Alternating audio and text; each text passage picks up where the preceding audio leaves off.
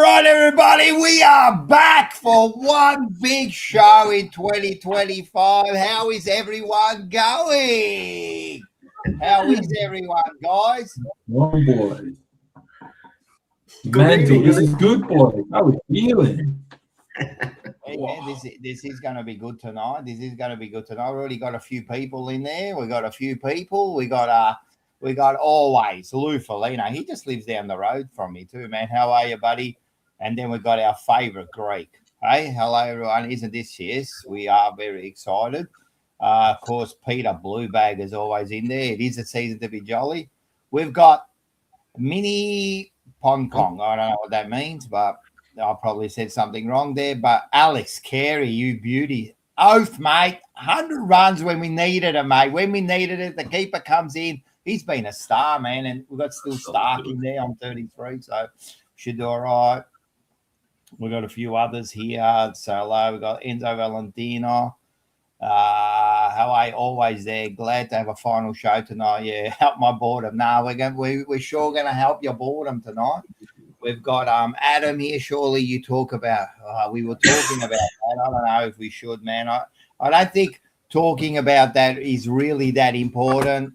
You know, like he's part of the family name. You know what I mean? He's been convicted. He's been today. He's been sentenced.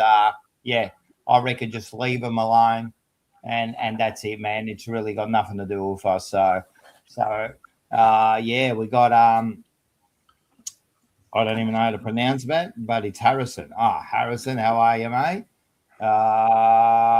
Only Carlton, of course, man. How's Motlop going, mate? He reckons Motlop's going to be all Australian, mate. Mate, I'm still keeping up with his content. I'm telling you, mate, he reckons. I might get him on a bit later and see what he's got to say. We got a few new ones here. Yeah, we know about that. Who else have we got out? We got a few here straight away. We got Slobbo. Slobbo is a great contributor to the channel, man. Manny, the break hasn't done you well. Thanks for doing that. Of course he goes. But we did get one. We got Matula reckons. Mate, Mark looks younger and better. He just said he's been looking after himself, a bit of a diet, so he is looking a lot healthier and ready for next year. I don't know where Scotty Thompson. He's been working, mate, since he got his full-time job, man. The bloke is not to be seen anywhere. So no, but I have spoken to him online. He's doing good. So how's everyone going? Marco, how you going, mate? I'm travelling really well, mate. Feeling fit and healthy, mate. So all good.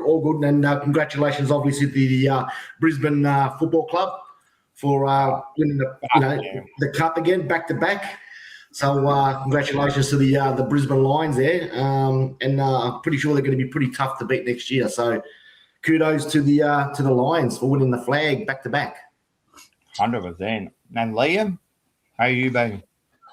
We are doing good. I think I'm like Enzo. I'm just missing football, man. So I'm really happy that we're there tonight. We get a chat some football. Yeah, no, I'm actually happy I've had this break.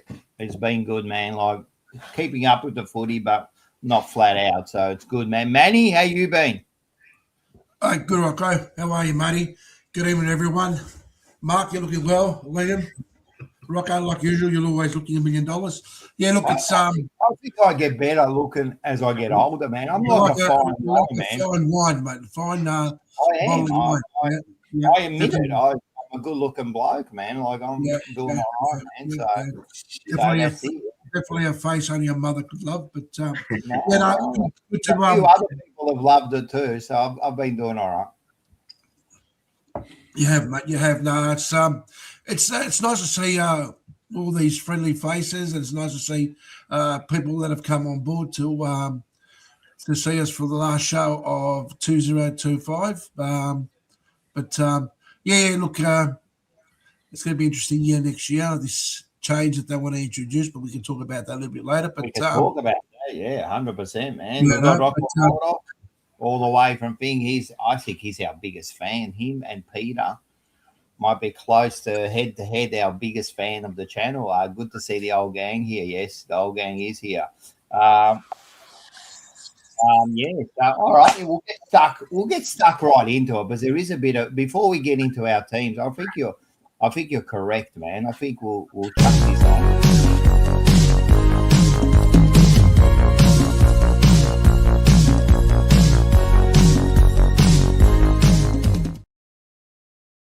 So we'll do some footy talk. We'll get the chat involved in this. What do you want to talk about? What do you want to hear? What do you say? What do you hear? As Paulie Walnuts would say on The Sopranos. What do you say? What do you hear? And yeah, the first one was the big change, and I think Mark's pretty happy about this because at least he's got some sort of chance of playing a finals game.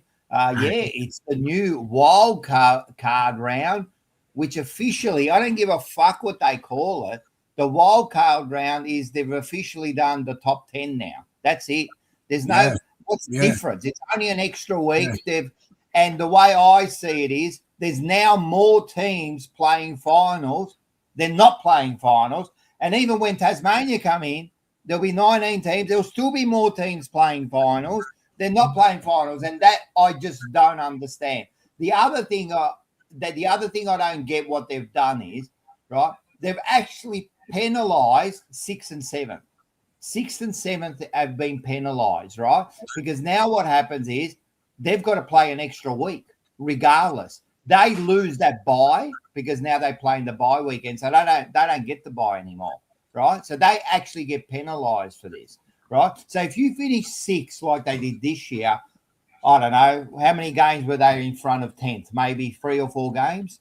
So they have 3 or 4 games a better year, better percentage, everything, and then they play 10th spot who happens to have one good game, right?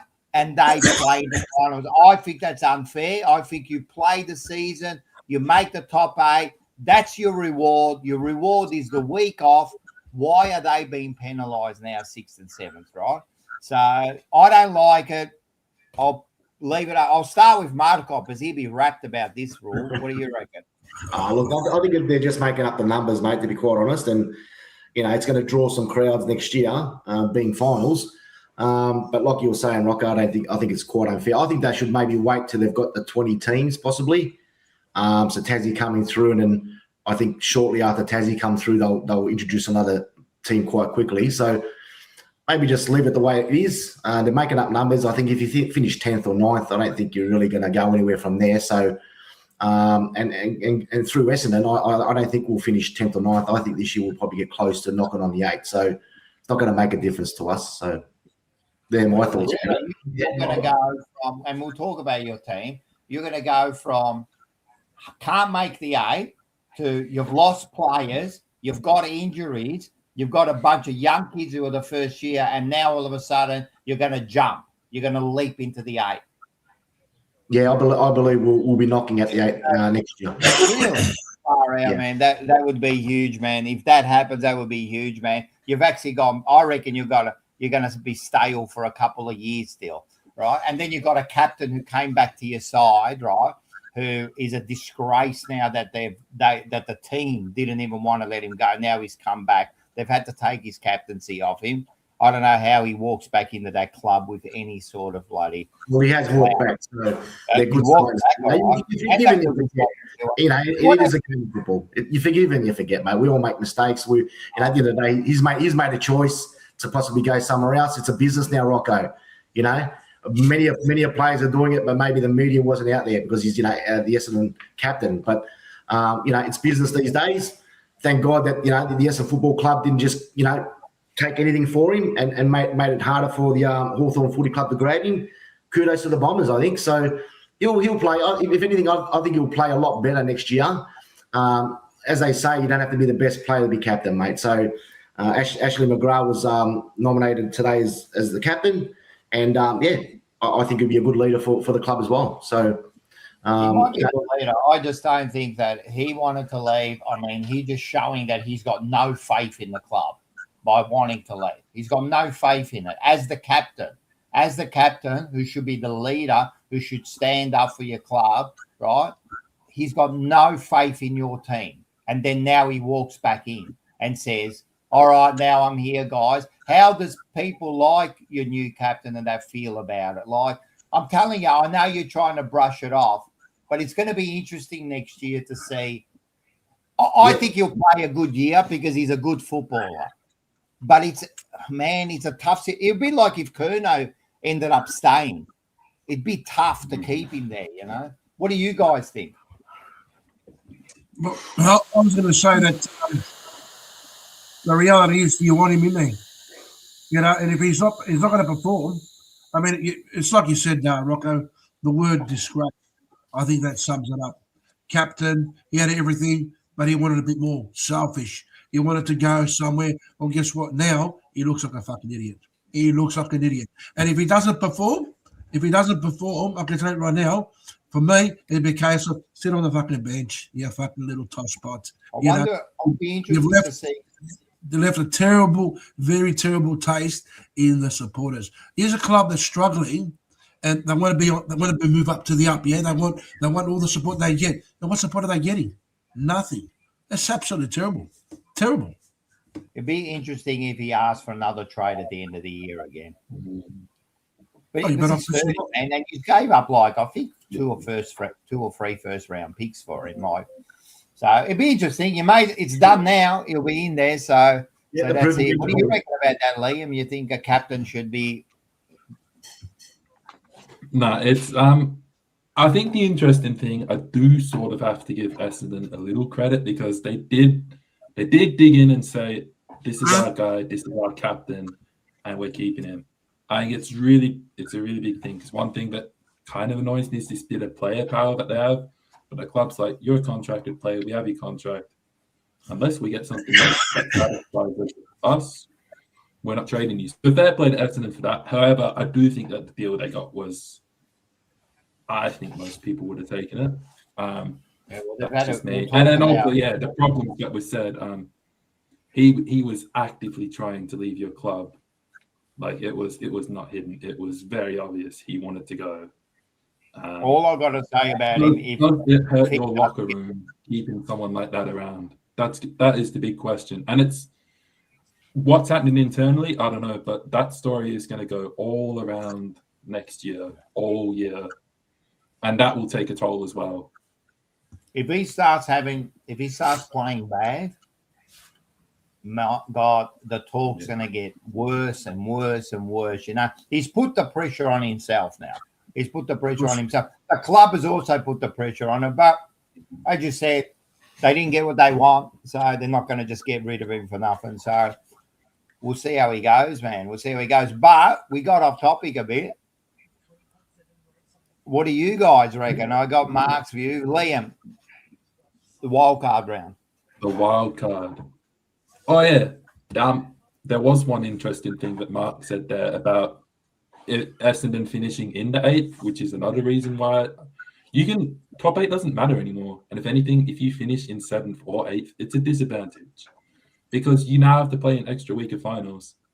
Yeah. Like if you finish 7th, you could get knocked out by a team that finishes 10th. I think like Rocco said, like they could have 3 or 4 wins less, but they play one good game. Or like, what if it's like the Gold Coast Freo final where it was literally decided by a point or something? Yeah. And you go out like that. But no, look, I was chatting about it with someone the other day. I was like, yeah, obviously if Richmond would have finished 10th, I'd be pretty stoked. But overall, I think it's stupid. It doesn't make sense where it's going for a bit of money. We've got 18 teams and now 10 teams are playing finals. That does not make sense to me. Part of the challenge is playing good enough football through the 24 games or whatever it is, finishing in the top 8. Not like, oh, yeah, you did all right, so we're going to give you this wild card. We're going to give you this chance to get in. No, if you're not good enough, you're not good enough. For me, right. Yeah.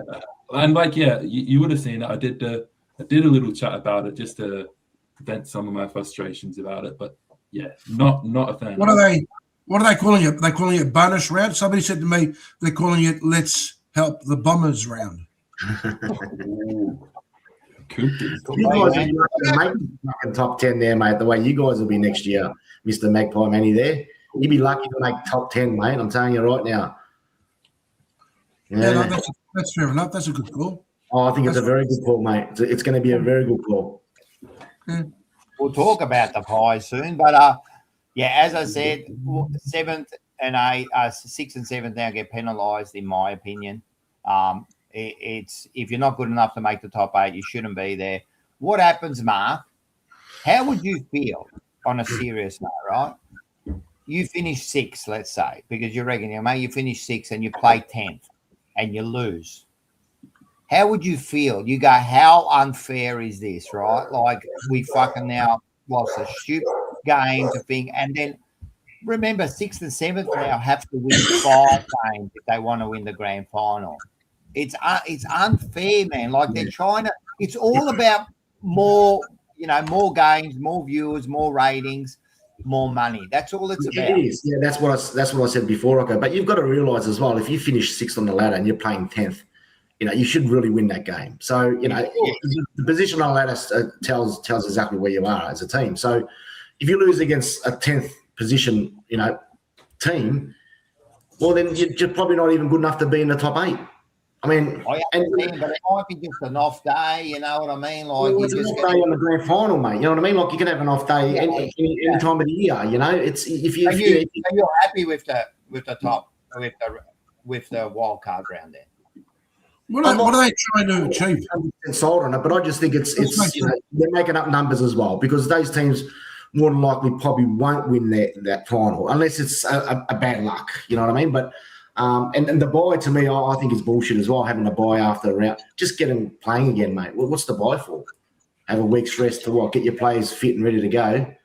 I don't mind the buy before the because they have to have a buy. Like, to me, you've had the season, and then it's like the finals to me is like the next season. It's you played your season, and now we reset. Get all your players ready. We'll give you a week off, and then we're going to have a rocking 4 weeks of finals. You know what I mean? There might be some niggles. I don't mind that. I don't mind that buy. It gives everyone a rest. You've had a long season. Like, I don't mind it. But now, 6th and 7th, and 7th and 8th. Sorry, I was saying 6th and 7th, but 7th and 8th. Sorry, and 7th and 8th and 9th and 10th. Yeah. They lose that advantage. I mean, 9 and 10 actually they get the chance, but 7 and 8. 6, 7. I was waiting for it. I knew one of you would do it. So what you're trying to say, Rocco, is the 7th, 8th, 9th, and 10th don't have the bye. No, I think that's fair. Again, it's where you're on the ladder. So if you finish 7th, 8th, 9th, or 10th, then you don't get that kind of bye. Well, what are they just get rid of the opening round? Get rid of the opening round. That's what I reckon they should do. Get rid of the opening round. Yeah, the opening round is another bullshit round. They should just call that round 1 and just continue on. It. I mean, so that way it gives them that opportunity for that 1 week off. No, but that's got nothing to do with it. That's at the start of the year. But what I'm saying, Mark, is now 1 to 6 get the bye. But now 7th and 8 lose the bye. Why? Why are you losing the bye for? Like, it's not fair now. Like, now I'm telling you, mate, to finish now even 7th, it's almost impossible to win the grand final, because now you've got to win 5 games to win it. That's exactly what I was going to say. Not only did they not get the bye, you have to win 5 finals games. It's going to be near impossible. It was already hard enough to win from 7th and 8th. You go into an elimination final straight first week in an away game. Now you've got to play an extra week, 5 finals to win. If they can do it, fair play, but... I know. If you win it, it will be one of the great wins to win it from 10th. But fucking hell, imagine winning it from 10th, man. Like, gee, like, I just don't like it, man. Anyway, to me, I don't like it. I reckon it's top 8 was enough. You make the top 8, you earned your spot. Your top 4 get the double chance. What's wrong with that? Will this be just a let's give it a go and then see how successful it is? No, they'll keep it. They'll keep it, because then you've got the other teams coming in. They'll keep it. What it also does is it keeps the competition alive for a lot longer. Yeah. So what you're going to have is in round, 18, 19, 20, you could still have 14th, 15th, and 16th able to make the finals. Yep. Stops them from tanking. Yeah. Wow. Why? I mean, there's always going to be tanking if you think there's tanking going on. There's always going to be tanking going on, because you're still going to have the bottom ones who are going to tank. What if you finished, let's say 7th or 8th, right? And that 9th and 10th is already settled, and you're going to be playing 9th spot, and you'll be playing a worse team, for example, right? Why can't you just tank the last game so you don't finish higher than fucking 8th? It's always there. If you think that tanking's there, it's always going to be there. Top 4 will be there. What's the difference if you finish 1 and 2? Sometimes if you're playing the 3rd position, it could be better. So why not tank the last game? I mean, Freo did it about 7-8 years ago when they rested all their players, So that's it. So it's going to be interesting. It'll be interesting to see where you guys will finish this year. All of yous. We'll get into that. Actually, we'll get into that now. Let's talk about our teams, and we could talk about who you recruited, who you got rid of, maybe changes to even your coaching or whatever. Let's get into it. We'll start. Where we're going to start with? I'm going to start with Manny. Well, people are saying it's going to be a tough year for us in 2026. I don't know where Monaco got that idea from, but obviously he must be talking to someone at the club who's told him all this. But look, it was sad to see the big Mason Cox leave the club. He's now gone to greener pastures. He's gone to the Fremantle Dockers. So the weather will suit him because it's a nice European weather up in WA. To get a game. Well, you know what? Good luck to him. He's no longer our player, but he's a premiership player. So that's one thing he could sit there and say, that he is a premiership player. And of course, for me, Brody Mychek going to the Demons, I think that's for me that's a huge loss. But who knows what the club's thinking? They got other ideas. I know that they've picked up some young boys. They've picked up some midfielders. So who knows what their ideas are behind all this? But look, they picked up a player by the name of Tyron Prindable. Is a midfielder, pick 32, and he's come from the Brisbane Lions Academy, and the Brisbane Lions have been talking quite a bit about this player. So, I think this is one kid that's going to really stand out. I don't know whether it's going to be at the start of or mid-season, but watch this space. I think he's one player who's going to do really well. Now, what was that? Mason Cost moved next door to me to throw all the crap over the fence now. Oh, that's funny. I would too. If that's true, man, I would too. If that's true, Roccomoto, I'm coming over your place. I'm going to come with you, man. Man, that would be mental. Mason Cox and Armadale. What else? Did you do any changes? I know you re-signed the coach for a multi-million-dollar deal. Yeah, we've got I reckon McRae is a superstar.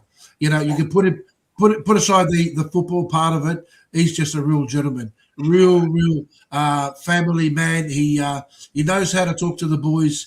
It's that wonderful thing that Collingwood has, that culture, that family culture in a club that many people tend to sort of always bag and always put us down. But look, like I said, Mychek and Cox is gone. Tom Mitchell, he's been listed, so sayonara to Tom Mitchell, and Looks like also Markov has also been delisted. He was one of our key defenders, and he sort of he was there when he wasn't there. Yeah, it's funny how last year, I don't know if you guys remember, he was putting he's putting his timber floor, and he gets the call to come to play the game, and he had one of those great games. But look, it'd be interesting times at Collingwood. I think we're going to do okay. Maybe 2026 might not be our year, but I think 2027, 28 will be. So I think we're sort of rebuilding slowly, if I could say that, if I may say that. Of course. Say that right, and I'm going to just jump in now. And you say that, but for 2 years you haven't picked up anyone, so you got no young kids coming through, right? You've had to. A lot of your players are getting old now, and we said that last year, and a few of them stood up, like a Pendlebury. I believe Pendlebury, as good as a player as he is, they're keeping him there for the record, right? So that's why they'll play him, so he gets the record. Side bottom had a good year, but you're getting some. You got rid of Myercheck, your goal kicking power. He's starting to diminish. I think Jamie Elliott won't have the same year he had. I mean, he was lucky that. I mean, he's the only one they're kicking the ball to. So you've got no other avenue. So I don't know, man. You stop Daicos, you stop everyone this year again. I mean, you named one kid there that you picked up, but you haven't improved your list, bro. Well, we picked up Jack Buller.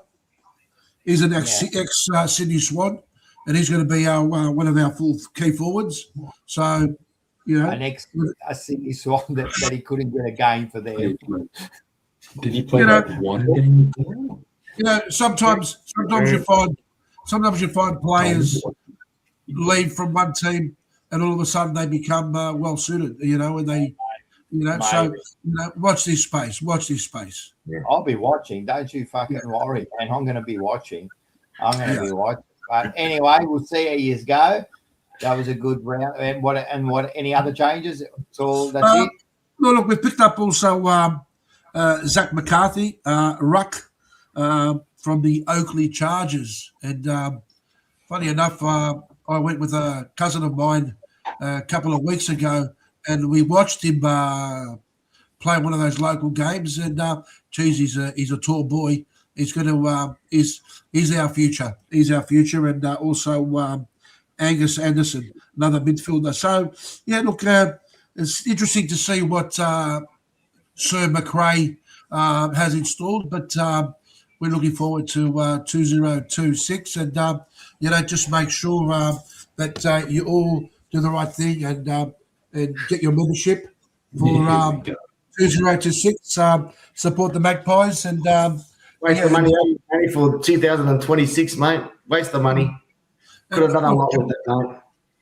Look, can I just say for the record that probably the last 10 years have been really nice 10 years for the Collingwood Football Club. And we've had some highs and lows, but we've had the pleasure to have 2 premierships. The Bombers, I think the Bombers are a long way from even thinking about having that discussion with the Collingwood man. But you know what? Football's a funny thing. A lot of people are saying to me that St Kilda is going to be the big surprise because they've spent so much money buying all these superstars. I'm not convinced, but I don't know. What do you reckon, Liam? Those superstars are already injured. I don't know. Who are you calling a superstar? Silvani. He played like 6 good games in the back. No, I'm talking. Well, they've spent a lot of money on these boys, but what do you reckon, Liam? It shouldn't be a surprise if they do good with all the money that they've spent. If they've gone out that hard, I'm expecting them to do good. I won't be surprised, but whether it actually eventuates, Max Skin apparently is injured again, so yeah, we'll see. We'll see where they go. You can spend all the money you want, man. We've been in that situation. You can spend all the money you want, man. It doesn't guarantee you anything, man. It doesn't guarantee you anything. There you go. Me and Bocek, we're on the same. I didn't read this before I said it, but they can spend as much as they want doesn't mean the team will play well or He's gel known properly. with the Chelsea That's Football 100% Club. right, man. And then when you're getting, I don't know, man, when you got two players in there that really aren't worth it, right? In TDK at 1.7, and then Wangin, what's his name? Wangin, is it? Yeah, and he's at 2 million. When you're getting those two players in, mate, I'm telling you, that's gonna. I don't know how the team's gonna gel with them two coming in there. They better play well, man, or else I'm telling you now, They want to make top 10, Rocco. They want to make top 10. 100%. You'd want to make top 10, that's for sure. You'd want to make top 10. All right. That was a pretty fit analysis, but at least you did look up a few things, Manny. Well done. Thanks, mate. Liam, we'll go to you, mate, and your Tigers. How are you Let's feeling do about it, your yeah. Tigers? What did you do this year? The Tigers are Right. That's good because I think the other two have had very exciting off season. For us, pretty low key. With Tyler Young out in the trade period, West Coast, and we had the random signing. We got Patrick Redtesco, or however you say his name. He was delisted a month there, and we traded for him. That was really strange. However, apparently he's tearing down the track, and he's got some good connections with old guys in our group, so he could be a pretty handy player. Seems like we're building up that sort of profile. Speaking on that, our coach has been signed on to the 2028, Adam Uze. We're all very happy about that. I think he's doing a really good job. I think definitely this year I can see the game plan that he wants to implement. And yeah, hopefully by the time 2028 comes, maybe there's some finals football. I don't know. Can I talk about Oasis later? Maybe later. Other coaches though, a couple old Hawthorn guys, Luke Brewster's in and Taylor Duray have come on into our staff, which is really good. Seems to be a bit of a trend getting guys from these big successful premiership teams to come in and lead and teach. I think that's going to be good. And then obviously the big thing for us was the draft. So we had picks 3 and 4, which I think ended up at pick 7 for 8 after all the compromise stuff and all that. Good joke. We got 2 Sams. We got Sam Cumming and Sam Grill, absolute stars. Sam Cumming, like he's been tearing it up. Like he won his club's best in Paris in senior football as like a 14 or 15-year-old kid. So a couple seasons in the gym and working him in with guys like Taranto and Hopper, he's going to be a gun. And then Sam Grill, he's an Oakley Chargers boy as well. Actually, he's so fast, and I think he's going to give us a really good edge off halfback, off the wing.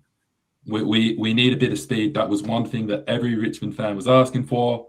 We got it through him. We got a couple of small forward guys, Zane Piker and double bar name Noah Roberts something. I think it's Roberts Thompson. I can't remember off the top of my head. That's bad. But they're kind of like small forward guys, so I'm not sure we'll get a crack or be in the main team this year. But yeah, for us, main thing is improving from last year. We can make it out of the bottom 4. I think 8-9 wins is fair. I saw the thumbnail for this shock finals. I'm not going to get that carried away, but yeah, I think who knows? Maybe 2 years time, I'll say shock final or finals. But yeah, that's it. That's Richmond. I reckon you guys got rid of the wrong players last year that I think were going to be more important to you guys as you guys were going to be rebuilding. Which players are you referring to? Well, what's his name that went to did he go to Fremantle or did he go to Sydney? Or he went to one of the Sydney teams? Bolt. Bolt. Shay. Bolton went to Freo. But he wanted to go, man. Like, what do you mean you got rid of him? He wanted to go. He wanted to go. Well, you know what? Sometimes it's not a case of what you want. You know, the club is bigger than the player. You got to be sort of more. You were bagging Mark just before. That was exactly the same situation, man. And what Liam or what the Tigers did, in my opinion, was You don't want to be here. We're rebuilding. We're not going to win the premiership in the next couple of years. You know what I mean? Let's get value for these kids while you can, because they got some good value for these draft picks. That's my point that I'm going to say. Yeah, but I think the players the players that we got in, maybe. So like, I think those picks was like Jonty Fall, who we've just given the number 8. So that shows how much we rate him. He's going to be a star forward for us. I think it was also maybe Trainer's pick as well that we got in, he played pretty much every game for us this season. So I think, if Bolton's going to be with us, that's you fine. need to have a superstar. You need to have a couple of superstars in a team to be able to give these kids the more confidence. I can tell you, if these kids had someone like that in the team, it makes a huge difference. Now you're building and you're rebuilding, from the start. But anyway, each to their own. But I could see Richmond doing well for the next 4 to 5 years. You'll see top 8 maybe in 2030, maybe 2030. That's all right. I'm building those young stars together. That the core team that's just gone, but 1 to 3 premierships. We got Rewalt, Koch, and Dusty all in around the same time at the draft, as well as we got Dylan Grimes as a rookie draft. Alex Rance was really low as well in that period as well. All these young guys came in, built together. Look at what they went and did. So that's kind of what we've done the last 2 years. We've been all right, we had 8 top 80 picks last year. They're going to build, they're going to grow together. And like what I was saying with the coach and even I don't believe that. Random guy, every team has a Maradona, every team has a Messi, and every team has a Ronaldo. You guys had those stars once upon a time. Forget it. 2030, if you're lucky. Write that down and remember it. Actually, put a tattoo on it. And he said 2030. Yeah, 2030. Your Messi is Daicos. He's 21. He came in and was your best player straight away. So why can't what I'm saying is Richmond was lucky. You had a good bunch of players. You're lucky to get Daicos. I don't think that's going to happen. I don't think you guys will be able to. Manny? You can't say they were lucky and they win 3 premierships. That's bullshit, bro. I don't want to be Richmond. They were lucky, man. They built that side over many, many, many years, man. I agree. There was no luck in there. You can't say you were lucky to win 3 premierships. You can't say that. They were lucky that these players were able to gel. Of course, but so were you. So were you to win the last premiership. You were lucky to gel. Yeah. No. We were the best team of the year. Yeah, so was Richmond in those years. Yeah. We're not the best. Come on, bro. Man. I don't know where you're going today. You first say to Mark that it was ridiculous that they bloody keep him. And then you say to Liam, you should have kept your players. You don't know where you're going. You know the one thing that hasn't changed this year? You. That's the one thing that hasn't changed. That's 100%, man. Well, look. I'm happy that Mason Cox is gone to Fremantle, and I wouldn't be surprised if Mason Cox has a ripper game against the Tigers. He loves playing against the Tigers. So it's only lucky that our Bo's a great man. So it's only luck for other teams to gel, but for Collingwood, it's what? So other teams were lucky, but Collingwood, no, we were just the best. Come on, bro, man. Now you're talking like a typical Hollywood fucking wanker. That's what you're talking about. To be fair, the last 2 years, Rocco, Collingwood's been disappointing.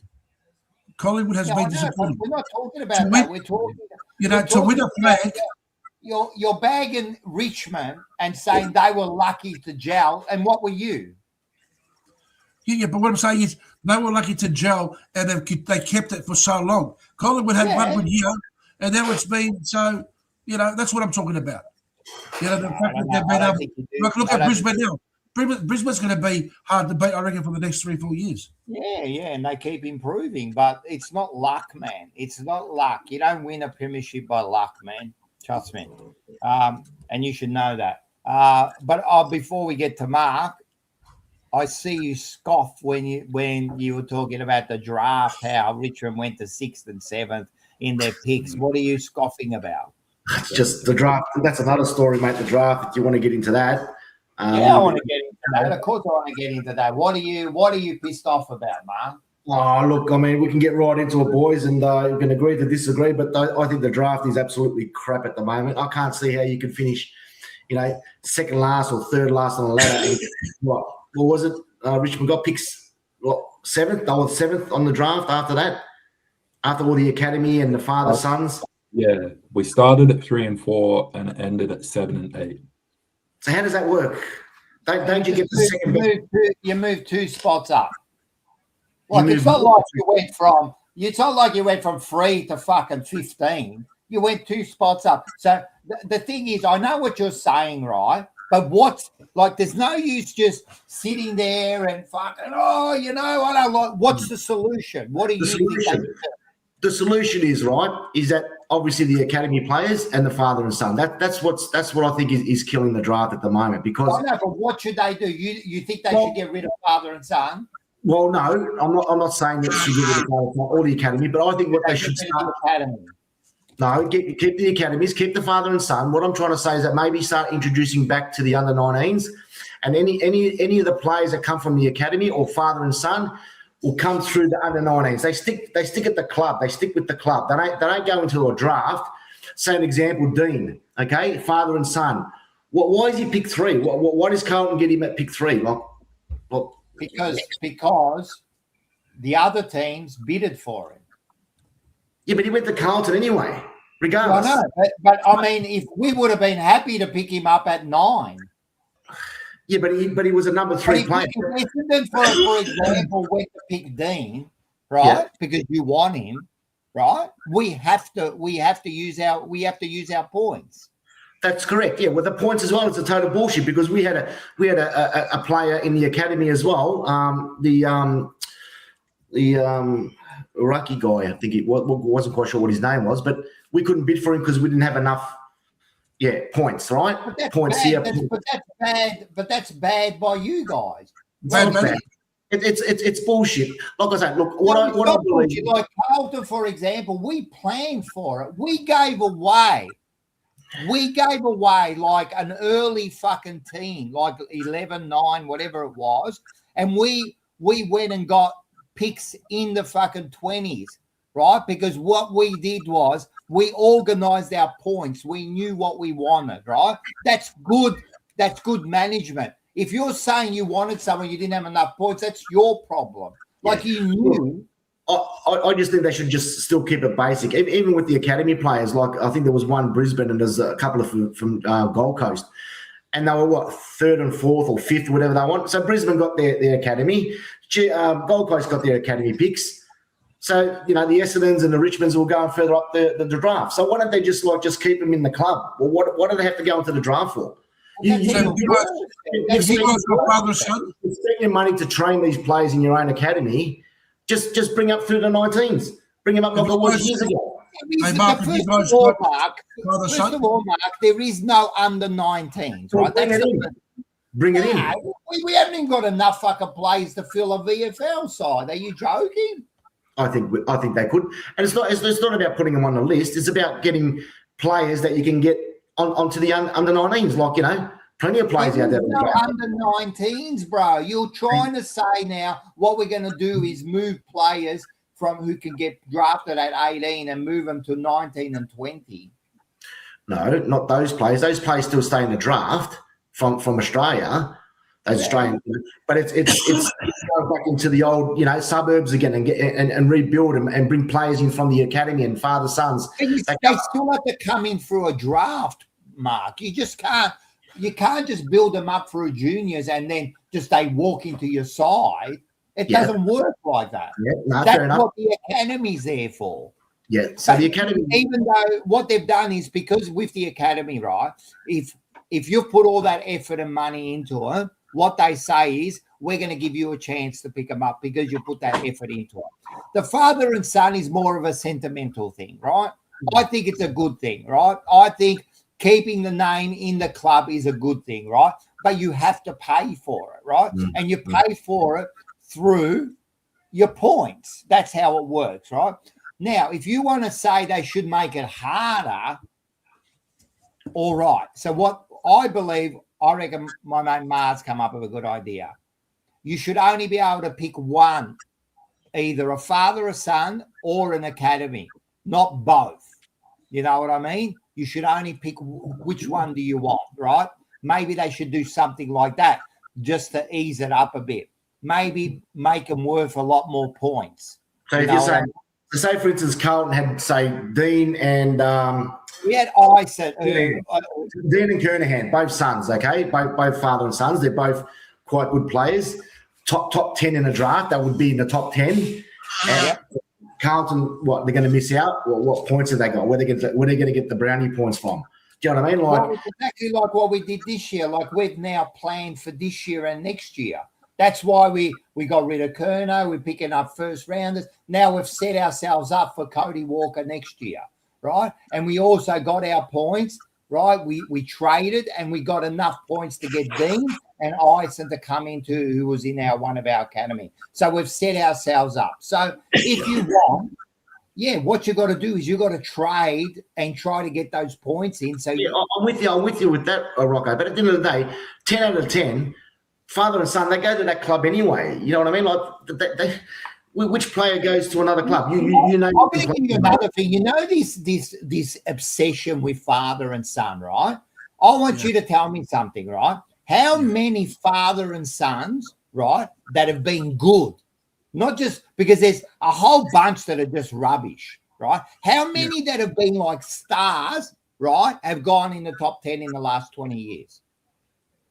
How many? Daicos. Well, you got the Daicos boys there. You've got Cambriali. Cambriali didn't go top 10. They weren't like they were later picks. So it wasn't the Ashcroft boys. You had one Ashcroft boys who had father and son. So far you got Daicos and Ashcroft. And I would say if we go further way back, maybe Ablett, right? Right. But apart from that, how many have been? Why are we so obsessed by this father and son? There's not that many that go out and beat stars. No. It's not that many, Mark. Why are we worried about it? Well, I noticed that this year in the draft, there was the second, third, fourth, and fifth were all academy players. And how many times did that happen? You only care because it involved you this year, and your draft picks went 2 spots up. So what's the point of finishing? Well, you still picked up who you wanted, man. Like the players that you wanted, you still picked them up. Because what happened was they picked up their players, right, at an earlier pick. You still picked up who you wanted. They were just at a later draft pick. Like, tell me the players that you picked up, were they the ones that you were after? I think a couple of them were, yeah. Yeah, so then what's the issue? Well, the issue is that what is the issue? Why put him in the draft then? You know what I mean? Look, why throw him out there? Just put him on the list if they're good enough and bring him up through, you know, maybe possibly, like I was saying, the under-19s. I think it would be a great thing to put the under-19s back in, mate. Okay, so then you got great players. You just chuck them in the under-19s. Then you could still go in the draft to do whatever you want, and then you just roll in these under-19s. Well, if you've got good under-19 players, you're obviously going to have a better team, which means you probably won't get those draft picks, will you? Because you're going to how many boys does James Hurd have? How many boys does James Hurd have? He had the one. He's got the one. He's got 3 boys. He's got 3 boys, I think. Sorry. One played. Yeah. The one of them played. Tom Hurd. Yeah, and he ended up injuring himself. Well, yeah, he wasn't injured. And the other one is at the moment in the his father, but he was picked up in the AFL. Is in the under-19s, I think. Yeah, it doesn't mean because your dad's a superstar that you end up being a superstar. Listen, at the end of the day, I don't think it's a big deal, man. Seriously, there's not that many, man. Seriously, we've had Harry Dean as an early one. That's the only one we had. Collingwood have had like Daicos, right? You had Danaher. What are you complaining about? Right? So everyone every once in a while gets one. This year there was a couple more because of the academy, right? But again, with the academy, man, if you put that time and effort in it, right, and then you decide, like if another team decides that they want to bid for him, well, of course they're going to go early. Of course, that's the only reason Harry went at 3. It was because I think it was North Melbourne who went for him. So then we have to use all our points. We were happy to pick him up at 9. You know what I mean? But they decided, and the same with when it was with Daicos. Daicos was the same. I think North Melbourne too bidded for Daicos at the time. And then, of course, they're going to pick him up at pick 1 or 2, whatever he was, you know. I don't know. I don't think it's a big deal. You know what I mean? Like, it is what it is. The only thing I would say is I like the father and son. As much as I hate it, Daicos should play at Collingwood. Yeah. You know what I mean? That's right. Silvani should play at Carlton, and he did, but he left. But, you know, like Dean should play at Carlton. He should play at Carlton. His dad played double premiership player. It's a name, you know. We've got a few others coming in. Like next year, Cody Walker, he should play at Carlton, mate. Walker was a Carlton player, man. Favourite father and son, you know what I mean? So anyway, you know what? We can go around in circles. What did your team do this year, Mark? Oh, my team? Oh, mate, geez, there's a massive list here, mate. Hold on.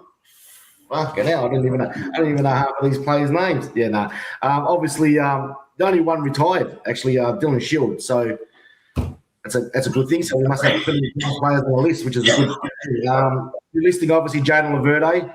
I felt he was quite solid at the Essendon Footy Club, but he went to GWS. Todd Goldstein, thank God for that. Geez, how much longer do you think he was going to go, that guy there? So he was delisted.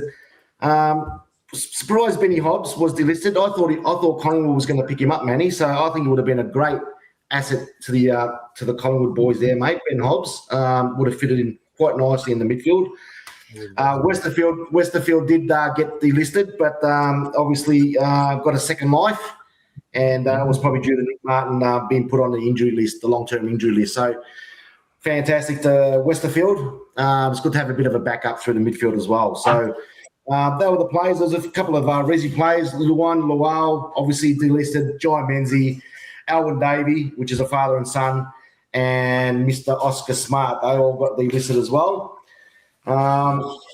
As for the trade, obviously Sammy Draper as a free agent, which is another bullshit concept as well in the AFL, and we got handed pick 21, which is absolutely friggin' ridiculous. You know, pick 21 for a prime ruckman when West Coast got pick 2 for Oscar Allen. So how does that work? It's got me puzzled. But obviously we received Braden Fiorani from the Gold Coast, mature age wingman. He's going to slot in quite nicely in that wing position. So all in all, good news and bad news. But in a draft pick, we got pick number 9, which was Sullivan Ruby, mid forward. Very strong built player already. So he's going to be a real goer for the boys next year. Number 10, we've got Jacob Farrow, an elite ball user. Probably start using him through the half-back line. I'm not quite sure why no one picked up this guy, but we got him at number 13, Dyson Sharp. Another strongly built player, probably using through the mid as well and through the back line. I think all those 3 players there will play senior football next year. They're pretty strong built players already for that age.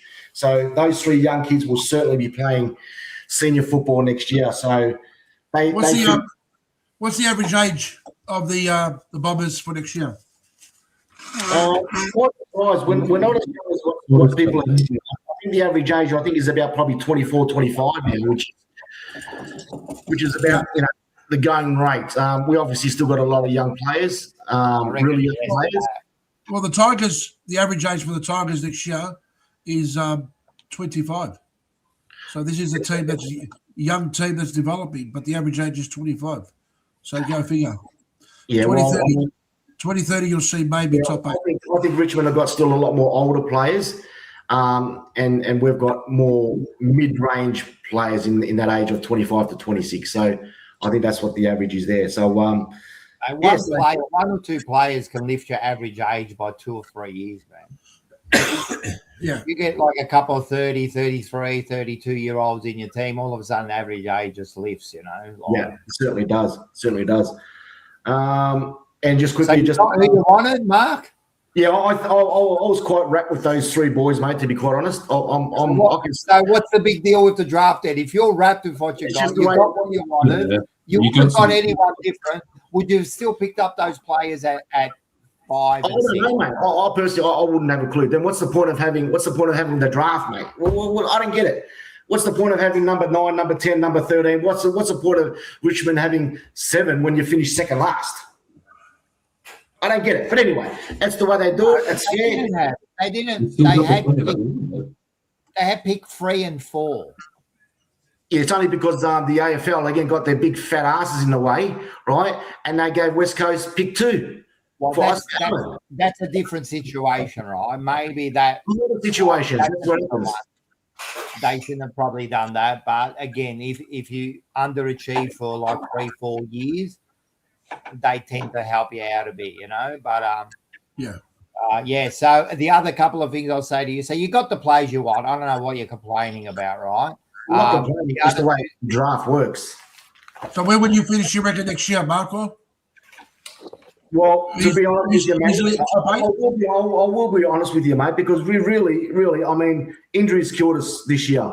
So if we can have a full playing list, obviously Nick Martin's gone for the year. If we can continuously just not get bloody injured. I was going to say that. So we got Martin, who's now injured for the whole year. That's definitely a kick in the guts, that one there. And what did you do? You elevated Setterfield. He's back on the list. Correct. That's what I'm saying. He was delisted, and we got Mr. Westerfield back on. So I'm wrapped for the bloke, but I think he'd be probably used more as a bit of a backup because we need to get still these young kids coming through the midfield. So good on you, Westerfield, man. We still got him for another year. Few days.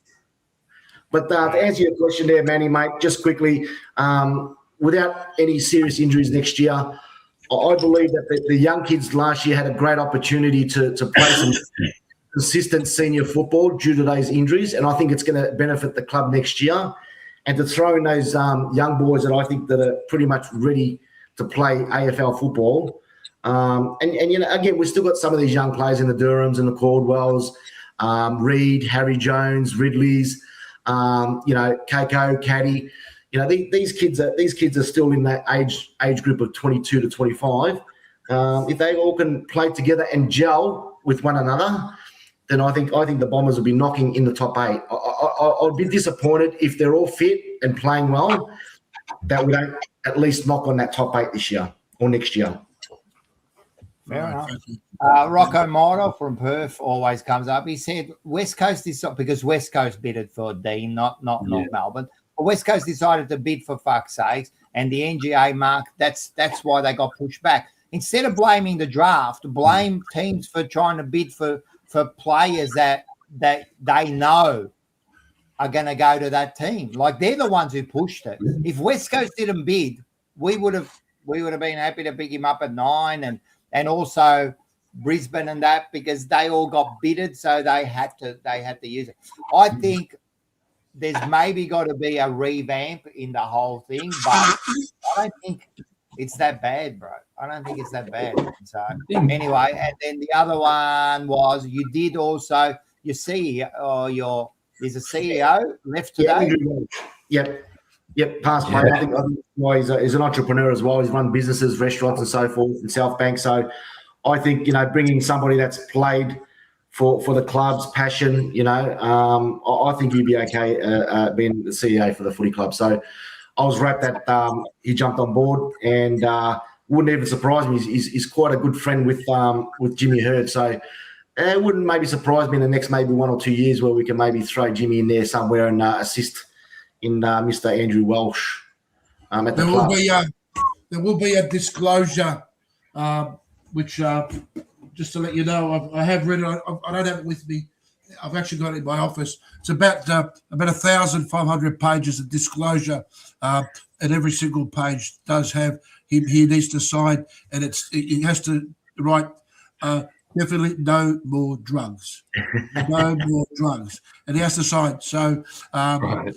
I think sometimes where the problem is And this is where Collingwood Football Club did this many, many years ago, and it was going downhill. Sometimes you've just got to accept that you bring players in the past, players with history, they fucked up, you fuck them off and keep them away. Now, this thing about James Heard, why would you want James Heard? You fucked the club up.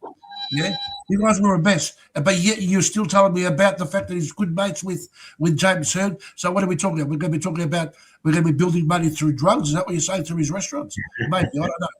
That's what you're saying. Oh, well, if it is what it is, mate, at the end of the day, mate, you know, you got to give people a chance, mate. You got to give people a chance. Wasn't Westerfield a Carlton reject? Rocco, can you correct me? Yeah, he was. Yeah. And then Essendon rejected him and then got him back. Then they wonder where they're going wrong. He actually had a few good games at the end of the year, just quietly. He had a couple of good games. So, but that's what he does, man. That was his problem with us too. He had a few good games and that, but you know what I mean. I mean, if it wasn't for Martin getting injured, he wouldn't have got. He wouldn't be playing for an AFL side this year. And Rocco Morto said, "FS is for father son, not for fuck's sake." Right. All right, but I reckon the way I said it sounded a lot better, right? What do you reckon? We'll give you that. All right. We can talk about the Blues just quickly if you want. We had like heaps of movements going on, man. Not only off field, on field too. You know what I mean? So we could start with the players who left, and naturally you had Turner. He went over to Sydney. I heard yesterday. I was speaking to someone yesterday. The deal wasn't done until 15 minutes before the final siren. So the deal was off until they came back with what they wanted. You know what I mean? So what did we get for him? So we ended up getting 3 first rounders, 1 in each year, 20, 25, 26, 27. And we also got Haywood, wasn't it? I think it was Haywood, yeah. So so we picked up Haywood. So we got him. We got rid of TDK left, and we ended up getting compensation pick 9. Now the reason we get 9 and you get like 20 something is because of what they pay him. It's simple. You know what I mean? If a club pays him a lot of money, it goes up. You know what I mean? So we ended up getting pick 9, which is good. Silvani went also to the Saints, and we got pick 19, which I think is a bargain. I think it's a bargain picking up 19 for Jack Silvani. We also, at the end of the day, we delisted a few players. We delisted Orazio Fantasia. He got delisted. Alex Sincotta got delisted. I was surprised. Surprised, yeah. Harry Lemmy just never got a go. Jackson Binns just didn't have it. And then we got Elijah Hollins and Will White, who also got delisted, but now they're training for that one spot. And apparently Elijah Hollins is killing it. So I think that's who they're going to pick up again. So they'll pick up Elijah Hollins. The rule has changed. If you get picked up at a rookie now, you can play. Someone doesn't have to get injured for you to go onto the list. So he'll be available to play straight away. Apparently he's killing it. I was happy that they got rid of him because of his off-field, things that he done. But I'll give everyone a second and third chance. They reckon he's changed. He's killing it. Why not? And if it's between him and Will White, well, Elijah Hollins is way better player than him, you know. So it looks like he's gonna get a third chance because he had the second chance at Carlton and now and then. Because last we delisted him and he still had a year on his contract. So we got rid of him on a year on his contract, and now we might pick him up again. So that's how much it was. 3 strikes and you're out, you think, eh? Well, now he's killing it. So, look, if he fucks up again, well, that's it. You can't. How many more chances do you get? You know what I mean? But you also got to think people deserve another chance, yeah? So good on him. We also had so we had them. So the pickups we did was, just let me find this because I've got it all written down here. So We did pick up some other. We picked up Florent. We picked up Hainsworth. We picked up Ainsworth. We picked up Haywood. So Ainsworth is going to be an interesting pick. I think he's a good pickup. Small forward.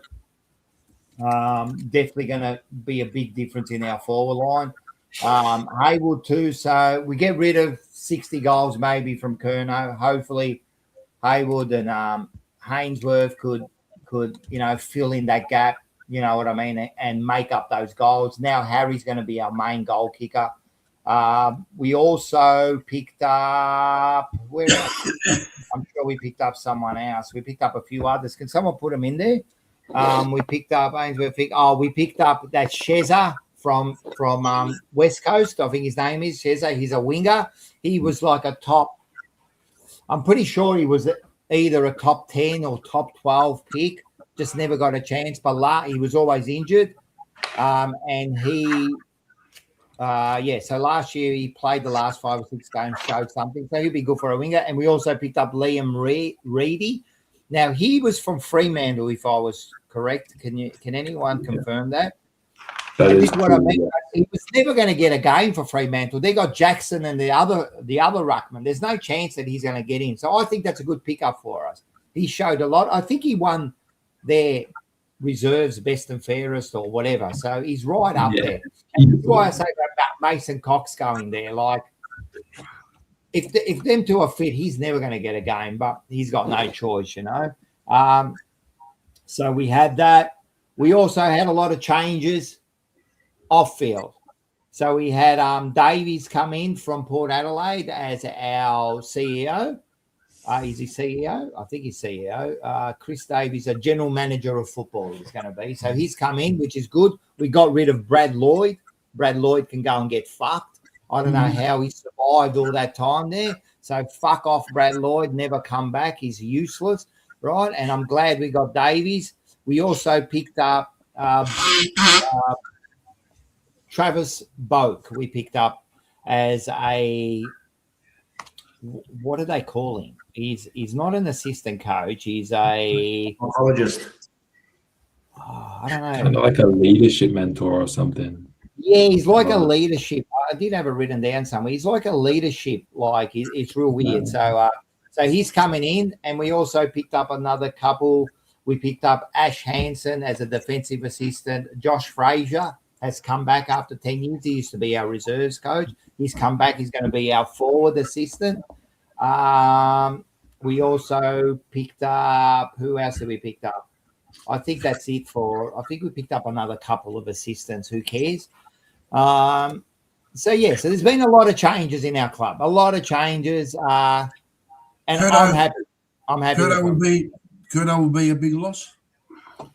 Look, at the end of the day, he's a star. So to say that he's not going to be a loss is ridiculous, right? Because he's still going to, what? Is he going to kick 40, 50 goals? Yeah. So you're missing 40, 50 goals, yeah? So now you got Curnow. So, yeah, he's a big loss. But he didn't want to be there. He didn't want to be there. So I think next year we'll be lucky to make finals. We'll be lucky to make 10th spot, right? So I think it's a bit of a stalemate this year for us, but I think in what we're building is good. I think bringing Haywood and Ainsworth, having Mackay, you got Motlop there, you know what I mean? Also Moya, Williams, I think it's going to be a different dynamic for our forward line. And instead of just booting it always to Curnow, now we're going to have to lower our eyes. So I think it's a good thing. We've also picked up Florence, who's going to be playing in the back. He's a good pickup from Sydney. He's going to be important because I think that Saad could be on his last legs just quietly. You know, we got Newman coming back next year, which is big for us. Newman coming back in the back line. Dean is going to be playing an important role in the back line. I think he's like Wiedering. He's going to come in. He'll be ready to play. You've got a lot of back line players, Rocco. What do you mean a lot? Are you saying that he's a backman? He's the backman. Not many forwards are coming through. Well, I just said we got Haywood, Ainsworth. We picked up 2 forwards. What do you mean? We picked up a winger, we picked up a ruckman, and we picked up a defender. We picked up 2 defenders. Like, What do you think we're going to We'll still keep on with Kerno there, Rocco, and the boys if they want to answer the question. But him going to Sydney, do you think Sydney will be a better off team with him in that side? Do you think they'll be close to maybe even making the grand final next year with having a player the caliber of Charlie Bruno? It's definitely going to improve them because really, when you look at their forward line, like we picked up Haywood. Haywood's an all right player, right? But he's no Kerno. They got a shit forward line there. Like they got a shit forward line. He's definitely going to improve the Sydney team, and they got a better midfield. So the delivery to Kerno is going to be a lot better. So he's going to get balls delivered to him brilliantly. He can play. So, and they finished off the year good. Yeah, they could easily be making top 4, top 6 with Kerno there. So I think it's a win-win for both. Yeah. It's a win-win for both. They get Kerno, they get what they want. We get our draft picks, which we needed to pick up the players we want in the next couple of years. We pick up a couple of our kids, or we pick up a couple. We got rid of an A grader. We picked up a couple of B graders. You know what I mean? But as I said, hopefully they can all gel together. But I don't think they'll do it next year. And then the other thing is, Voss has got 1 year to prove himself. So it's going to be a tough year for him. Like, I know he had 1 year on his contract, but in reality, they've given him 1 more year.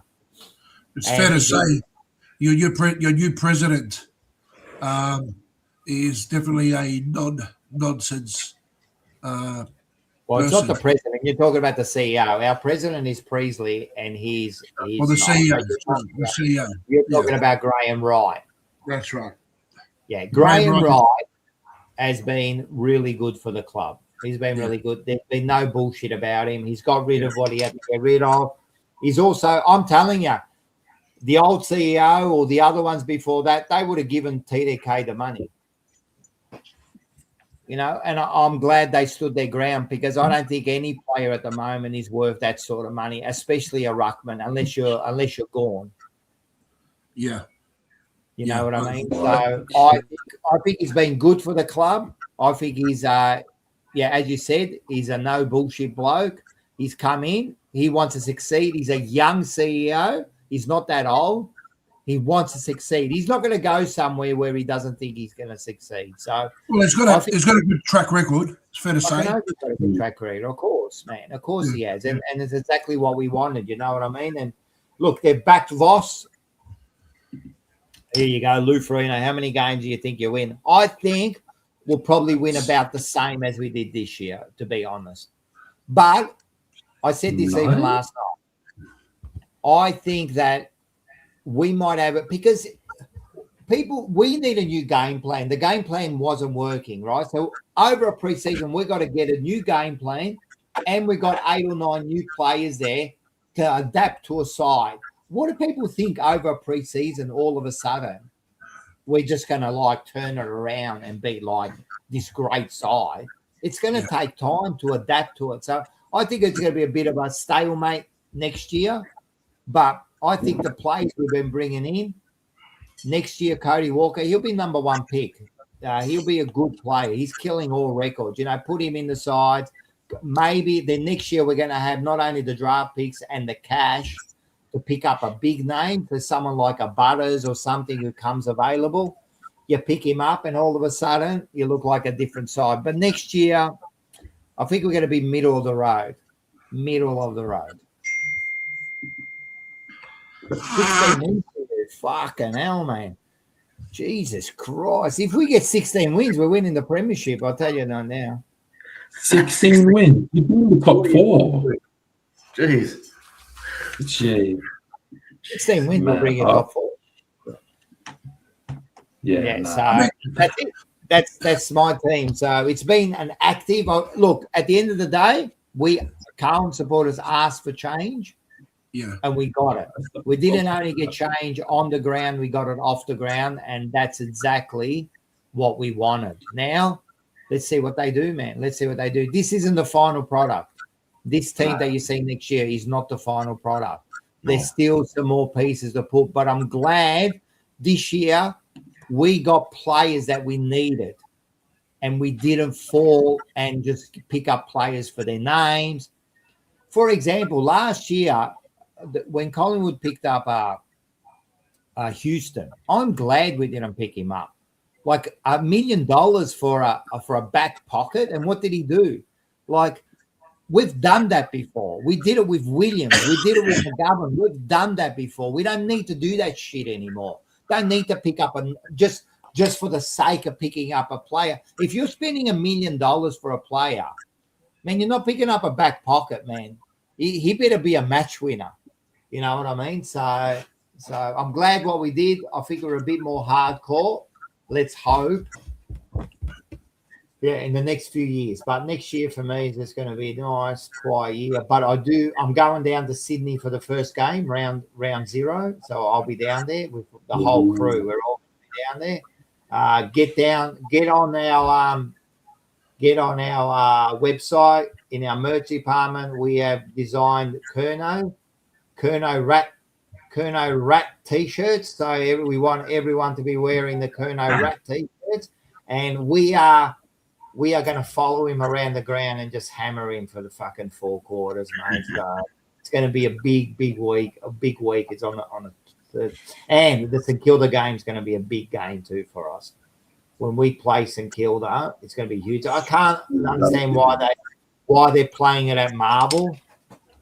Like, you think Carlton St Kilda next year will get 100,000 people. Where you guys are, how do you think Kurno's going to go against you guys? Wiedering will fucking give him a bath, mate. Like, he's never beaten Wiedering in a fucking practice match. He's not going to go beat him over there. I'll tell you what, right now. I hope they play Harry Dean on him. First gamer. Keep it to 0, mate. Just fuck him down in the back of the head, mate. That's it, mate. I want to see suspensions that day. Okay, but we do know how we play. So I think Wiedering, don't worry. Wiedering is a good backman, man. He'll do the job on him. I'm sorry, Rocco. I know you're playing it down for next year, mate, but I can assure you right now, every time the Carlton lose, that I'm still going to give those spuds what I think I think of them, mate. All right. So I know you're playing it down, and I'm playing it down because I'm realistic, Mark. It's not about I don't really care about you giving it to me because we're spuds. You're talking about your side, who's made some of the worst decisions over the fucking period. So I don't really care what you think. I'm realistic about where we're at, right? Yeah. You, on the other hand, are a fairy. So you live in La La Land. Every year you see. If you want to go back, I can pick up all the little fucking videos of you every year. You say the same thing. You never change. It's always, we're going to do this, we're going to do that. Oh, the young kids are going to do this. Oh, yeah, I get it, mate. Your narrative is always the same. You have no idea about your club. You just go along. Yeah, we're gonna. How are you going to finish in the top fucking 6, like you said, or you're going to be knocking on the 8? You can't make it. Your team gets worse over the preseason. You get injuries, and then all of a sudden, you're going to be a better side. I've always been realistic about my side. My side is building. Next year is not going to be. I'm realistic as well, Rocco. I'm unrealistic to say that Carlton, the way you guys are playing it down, that you probably, 30 years, so it'll be maybe 30. I'm not going to let you use those words on me. I'm not playing it down. Playing it down. No. Listen, Mark, I'm not going to let you win here. If you're going to talk to me, use the right words, right? Playing it down is thinking. Playing it down is knowing or thinking your team's going to do something, and you want to play it down because you don't want the attention, right? I am not doing that. I am being honest. I'm not playing it down. I'm being honest.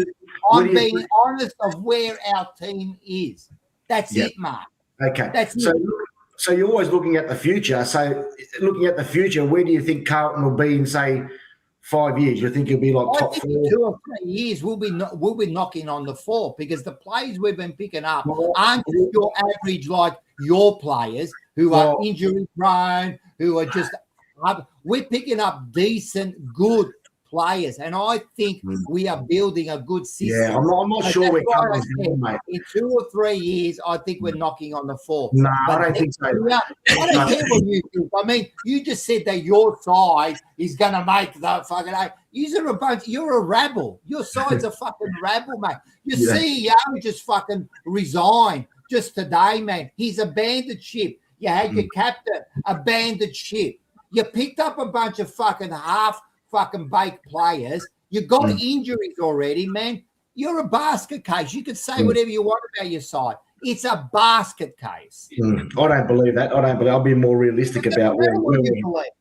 It doesn't matter what you believe. The way you play Carlton down by saying that you picked up some some good players. Again, I'm not going to let you use those words because I'm not playing them down. See, for me to play them down, I would have to elevate them. I'm telling you honestly where the team is at. That's not playing them down. How can that be playing them down? I'm telling you where the team is at. If we achieve finals, we've overachieved next year. Yeah. By me mentioning playing it down as if to say, like, that you're expected that Carlton is not going to win so many games next year, but that's not going to play it down to me because while I've got the opportunity to give it to Carlton next year, I will. What has that got to do with being honest with your side? Like, I know you're going to next year we're going to do Forever Rivals if I allow you on. We're going to do Forever Rivals, and we're going to give it to each other. What has that got to do with being honest about the side? Just be prepared for next year. I'm not going to play it down. Man. Seriously, man, I walk over people like you. You're like, you think that you worry me. You, out of all people, you think that I'm worried, Mark's going to give it to me. Are you serious? Are you serious? You know like who I deal with on a daily basis? Do you know the messages and the shows that I deal with and the people that you think I'm worried about you? You think I'm worried about you? I don't want you to be worried about me. I'm just telling you what for you to mention it, for you to emphasize it, you want me to worry about, Mark's going to scare me next year. Seriously, come on, bro. No, really, can you wait? Like, actually, Manny's been settling down lately. He's starting to, come to the party a little bit with the Carlton Blues. I've noticed that. I'm enjoying the fact that I know that, Richmond, we won't talk about Richmond. Richmond's already had success and now they're rebuilding. That's right, yeah. Look, to be fair, the one thing I have to admit about ROCCO, and I'm not saying this because ROCCO's the host of the show, the reality is that the viewers will agree with me. ROCCO keeps it real. If his team is shit, he says, you know what, we're shit.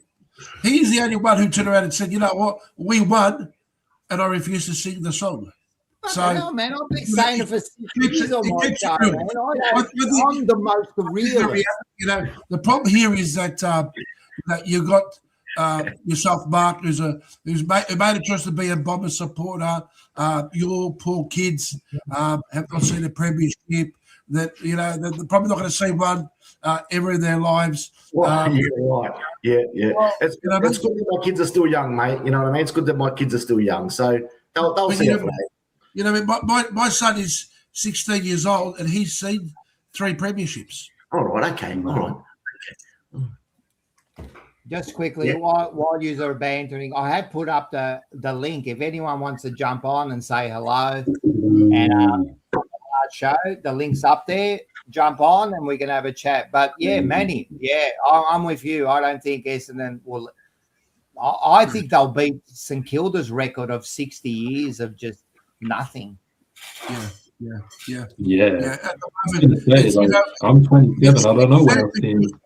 Because they've got no stability. They've got no stability off the field.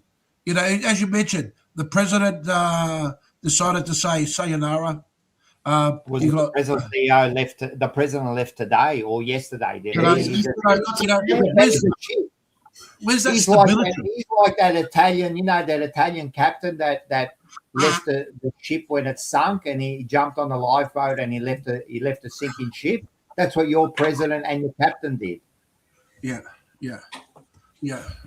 So, look, I think it's sad that a huge club like Essendon, because look, the reality is we are the 4 biggest clubs. We are the rivals, yeah.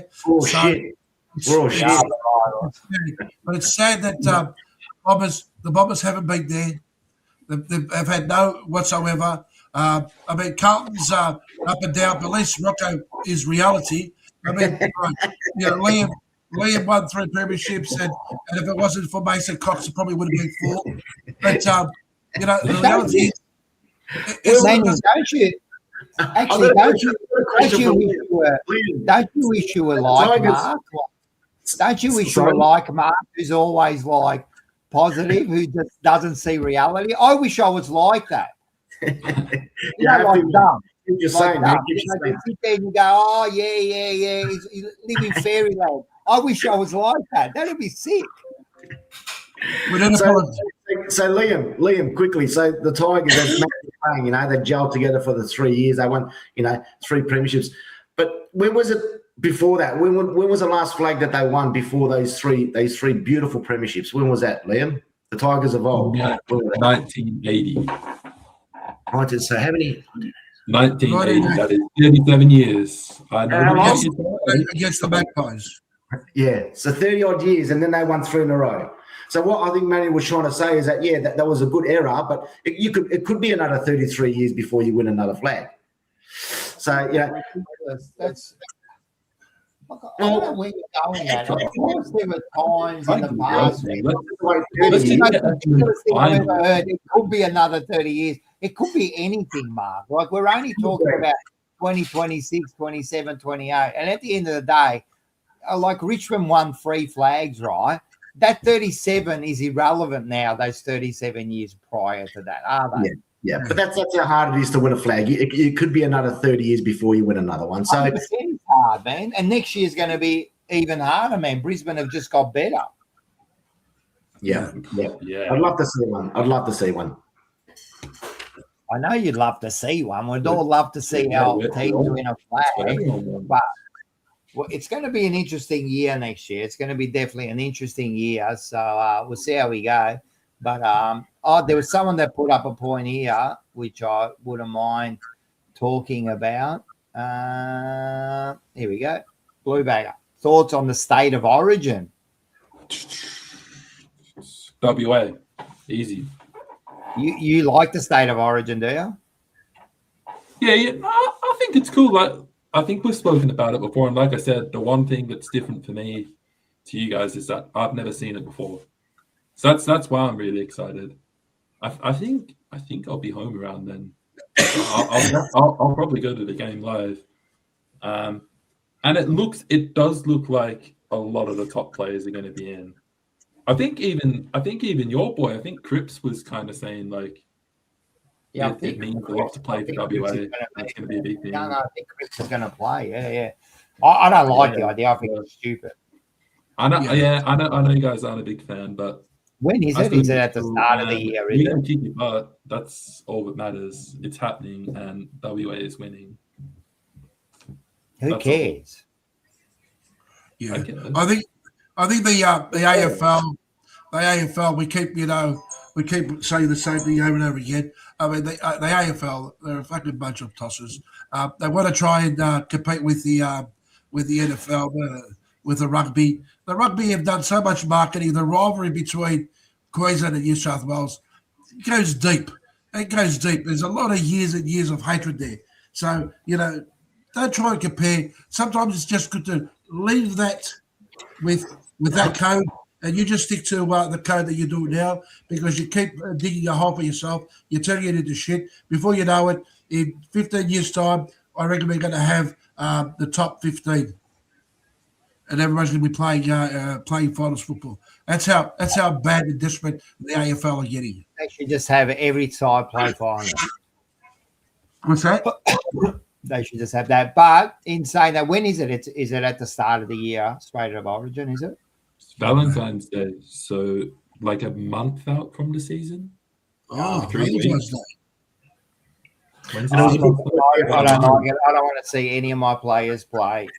I think there was a That's good all. point there from Lou Rocco, saying that most of the key players will probably pull out just before the game. I think they'll build it up. They'll build it up before these players are playing, young players and so forth. But towards the bounce, I reckon what's going to happen is that some of those players will just pull out. They'll have the flu or something, or diarrhea or something like that. So that's what's going to happen.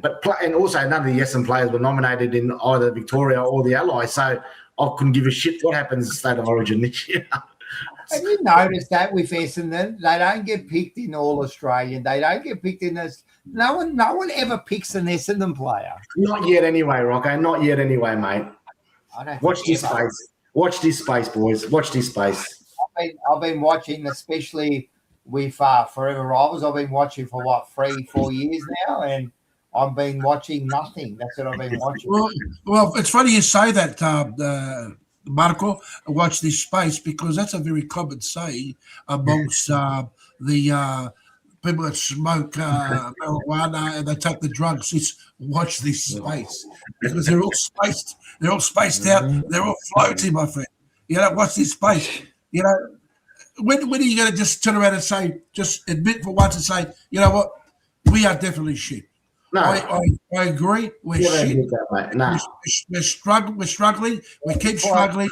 We're going to be struggling till probably for the next 5 years. There's no foundations. At least Carlton. What do you mean struggling? Why say that we're going to struggle for the next 5 years? At least Carlton is showing foundations off the field. The field, Carlton is showing foundations. They've got themselves CEO that's come in, or a president that's come in, or a CEO that's come in. He's restructuring everything. You know what I mean? What have you guys got? You guys are building a brick house. The only thing they've got is people leaving. They're waiting for James Hurd. There's no You want to Draper. No injection, no finals. You should be called the Essendon Rats, because when the ship sinks, how the rats just they leave, they all run, they all just jump in the water. We'll wait and see next year, boys. We'll wait and see. We will wait and see. We will wait and see. It's going to be an interesting year. The one thing I do know, and it's certain, right? Like tax and death, right? Is that Essendon won't win a final. That's as sure as we can get. Next year, is that what you're saying? I reckon for a few years. Ooh, okay. Yeah. Okay. Well, you think about it. I mean, your best chance is to make 10th, and then you're expected to beat 7th. Yeah. Well, that's what they're calling it. They're not calling it the thing. They're calling it "Let's Help the Bombers" round. Who are your first games? We got Sydney. Who are you playing first up? We're playing St Kilda. Oh, you are too. At home. You're playing them here. Like, how the fuck did that work out? At the MCG. Jesus Christ. Yeah. What about Richmond? March the 8th. Ours is against you guys again. 12th of March. You don't play round 0. You don't play round 0 now. And Essendon? We've got the line on the sand, mate. The Hawks. In the round 0? Round 1. Round 1. Yeah. It should be round 0. It should be a blockbuster, that one there, I think, with Zachy Merrett, if he plays, if they make him play. Yeah, well, everyone, I don't like, even Bocek says he's hanging out for footy to start. I'm actually enjoying the break. I'm enjoying the cricket, enjoying the break. How the Aussies. Because when it comes next year, it's going to be full on. It's going to be full on again, yeah. So that's it. What else about your sides? Anything else? That's it for me. What about some of the umpiring rules that have come through? Have we spoken about that? The ball up? They're just throwing the ball up now, or no? Not nominating. You don't have to nominate now for the ruckman. Is that correct? You don't have to, I think you don't have to. Yeah, I'm pretty sure that there's also the last touch within the 50 meters. So now the last touch, gets a free kick. So not within the 50. So that was going to come in. I mean, they were already doing it, really, weren't they? Yeah, pretty much. So they do that. Yeah, the ball up. Yeah, I think they're not balling it up anymore, are they? No, they're just throwing it up now. Apparently, yeah. Even I agree. I don't think the umpires need to learn that skill. What for? Like there's no need to. Just worry about umpiring the game. What other rules? I was going to say that for the first 5 on the bench now, isn't it? 5 on the bench, isn't it? Right? No sub rule. Yeah, so there's no sub rule, which is good. Sure I think that's the one. Yeah, but I was just going to say that I actually, I know that you're probably not going to agree with me, but I, excuse me if I'm trying to get rid of this nasty hay fever nasally block nose. I actually enjoyed the AFLW this year. See? Catching, mate. It's catching you, isn't it? Yeah, I really, really enjoyed it. I actually didn't mind watching it. It was quite good. Yeah, nah, not into it, but it was all right. I think Carlton made a preliminary. The girls did all right. They're good on them from not being able to make the finals. They really jumped up, so they were pretty good. But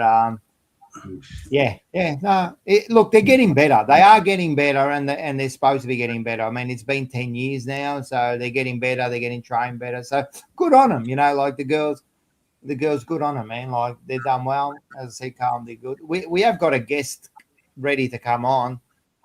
We've got Tony Carlton, Jesse Motlop, enthusiast. You got to meet your idol, didn't you? I did. I got the scarf and the badge signed. It's up there. So I love it. There you go. He's actually a good bloke. He was actually really busy, and he came over because I was like hounding him all fucking training sessions. So came over. He's like, "Thanks for the support, whatever." So did you say to him, "Listen, I'm your biggest fan"? I did. Did you say that? Well, I was actually like, so I met Cripps just before, and I've never got a photo with Cripps before, and I literally didn't care. I forgot that I even got the photo with Cripps because Motlop, I got the one with Motlop just after. And while I was getting the photo with Motlop, I think there's a video, right? Someone's recording, and I was like, "Bro, I'm only Motlop." Like I was actually just fucking ecstatic. That's if you guys, well, the guys in the chat know, but if you guys know. A Tush there, man. He's a big Motlop fan. He thinks that what's Motlop going to do next year? He's going to be the difference, isn't he? Every time someone asks me how many goals he's going to kick, it just keeps going up and up. But I reckon 35 plus he'll kick. He'll be better than anyone on the fucking Bombers team for sure. Yeah, all right. You want to bet on that one too? Yeah, done. What do you want to bet? $5,000. Money, but let's do a bet. Why don't you do like a bottle of scotch? What? Motlop will kick more goals than any of the Essendon forwards? Any of the Essendon players? What about Kako? He'll kick more goals than Kako. Yeah, he'll kick more than Kako. So are you saying the Essendon players or just a certain player? No, it's going to be a certain player. Yeah, we'll do Kako. Kako's not injured, is he? Well, let's do one maybe a Caddy and Motlop. Oh, but they're different types of players. Caddies are tall. It needs to be a small. Motlop's played like 100 games. Caddy's only played like 12. You've got to have same players. It's like saying Kerno and fucking Motlop, top, flop, whatever his name. Motlop, is it? Yeah. He's had more experience. He's had more experience. Do you think that Kako will kick more goals than him or what? No, I don't. No. Who do you think will kick more goals? Who's your smalls? Who's on your team? I actually don't know. Smalls, really probably Keiko, and that's about it really as a small. They did drop it. They did miss out on that young player that was in our academy, but we didn't have enough points, the monopoly points for that. But Yeah, but we did grab an academy player, Hassan Al Akhar, which is a small forward. So see how he goes next year. Motlop will run fucking rings around. Nah, Molo will run so. Bro, he was shit this year and he kicked all his goals on you guys. So you made him look like he's some superstar midfielder. So it's all right. Nah, I'd like to battle one of our players against him, Seth Campbell. He'll easy. That's a good shout. That's a He'll good be- comparison. I still think Molo will He's kick more, got but Motlop covered easy. Ooh. Easy. covered, I don't know. I mean, he did backflip on us. Can you see that? Nah. Well, it's basically the small forwards for Essendon Football Club. They say that 6 out of 7 aren't happy, but you've got happy, grumpy, sneezy, bashful, dopey, and sleepy. They're your small forwards, Marco. Well, Bocek reckons if Kako kicks more goals than Comes around, Motlop, mate. Can we screenshot this? actually, didn't Mark I and can't Manny, you're going to have a bit of a bet, aren't you? Yeah, I said that JB Elliott will score more goals than what's his name? Caddy. Yeah, right. What do you want to put on it? Do you want to sing the theme song, or do you want me to put the Collingwood Guernsey on, like I've done with the Carlton one? Or No. I want something that you're going to really do, and you're really going to do. So I think what you need to do is you need to shave your head. Nah. Well, Nah. mate, as they say, you've got to grow some balls, Dad. You've got to grow some kahunas. you want me to shave my balls then or something? No, because no one wants to see that. I shaved my head when I had to. Yeah, I know, but you're already half bald, mate. Like, That's right. It's half bald. All right, why don't we do the goatee? Ooh. Oh, now he's not going to do that. Look at them go. Okay. All right, Yeah. done. All right, that's a good bet, Are actually. we including finals? Because obviously we're going to make the finals. So are we including finals or? Nah, just do it home and away. Yeah, of course. Home and away, because then makes the finals. Because Caddy might score 10 goals in the finals. Yeah, that's right. Collingwood won't make the finals, so it's not fair, is it? Yeah, okay. Let's do it home and away. Wait. Do you think Essendon are going to make the finals? Sorry? Do you think Essendon are going to make the finals? They'll be knocking in the top 8. Yeah. Knocking the top 8. Oh, fuck. But didn't you finish 15th this year? Yeah, and that was this year. Yeah, we had plenty of injuries. I know you were watching the show. I wasn't. No, I was driving. Yeah. I did have a reasonable excuse of why we could make the 8, and it was a lot to do with the injuries. So I think if we can keep it, I think if we can keep the players on the ground, we'll come a long way to knocking on the top 8. So injuries are important, are they, Mark? Very, very important compared to what we got this year, mate. You don't get 17 debutants in a year of football, mate. That's just not heard of. So, But we're all going to get injuries. When Richmond got all those injuries, you were saying that you should be able to step up. What happened then? What injuries? When did you have injuries, Liam? What injuries did you have? Before were getting all those injuries, and they had like ACLs. Yeah, when did you have? And we had Quinn on the show. Quinn kept saying, "Fuck, we've got a lot of injuries, and we just kept getting ACLs and that." And you every week were turning around and stop making excuses. Stop making excuses. You one man down, one man up. Then when it happened to you, all of a sudden you did excuses for injury. No. I think you're putting words into my mouth there, Rocco. Where did Richmond end up that year? Where did they end up? Second last. Yeah. There you go. I don't get it. There you go. Anyway, you guys were on top. You guys were on top after round 1.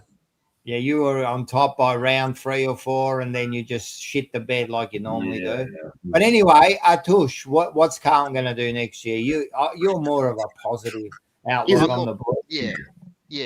I'm not like my mate Lou in the chat, but look, best case we'll get 11 wins, maybe 11, 12. We'll be knocking on like the top 10, if that.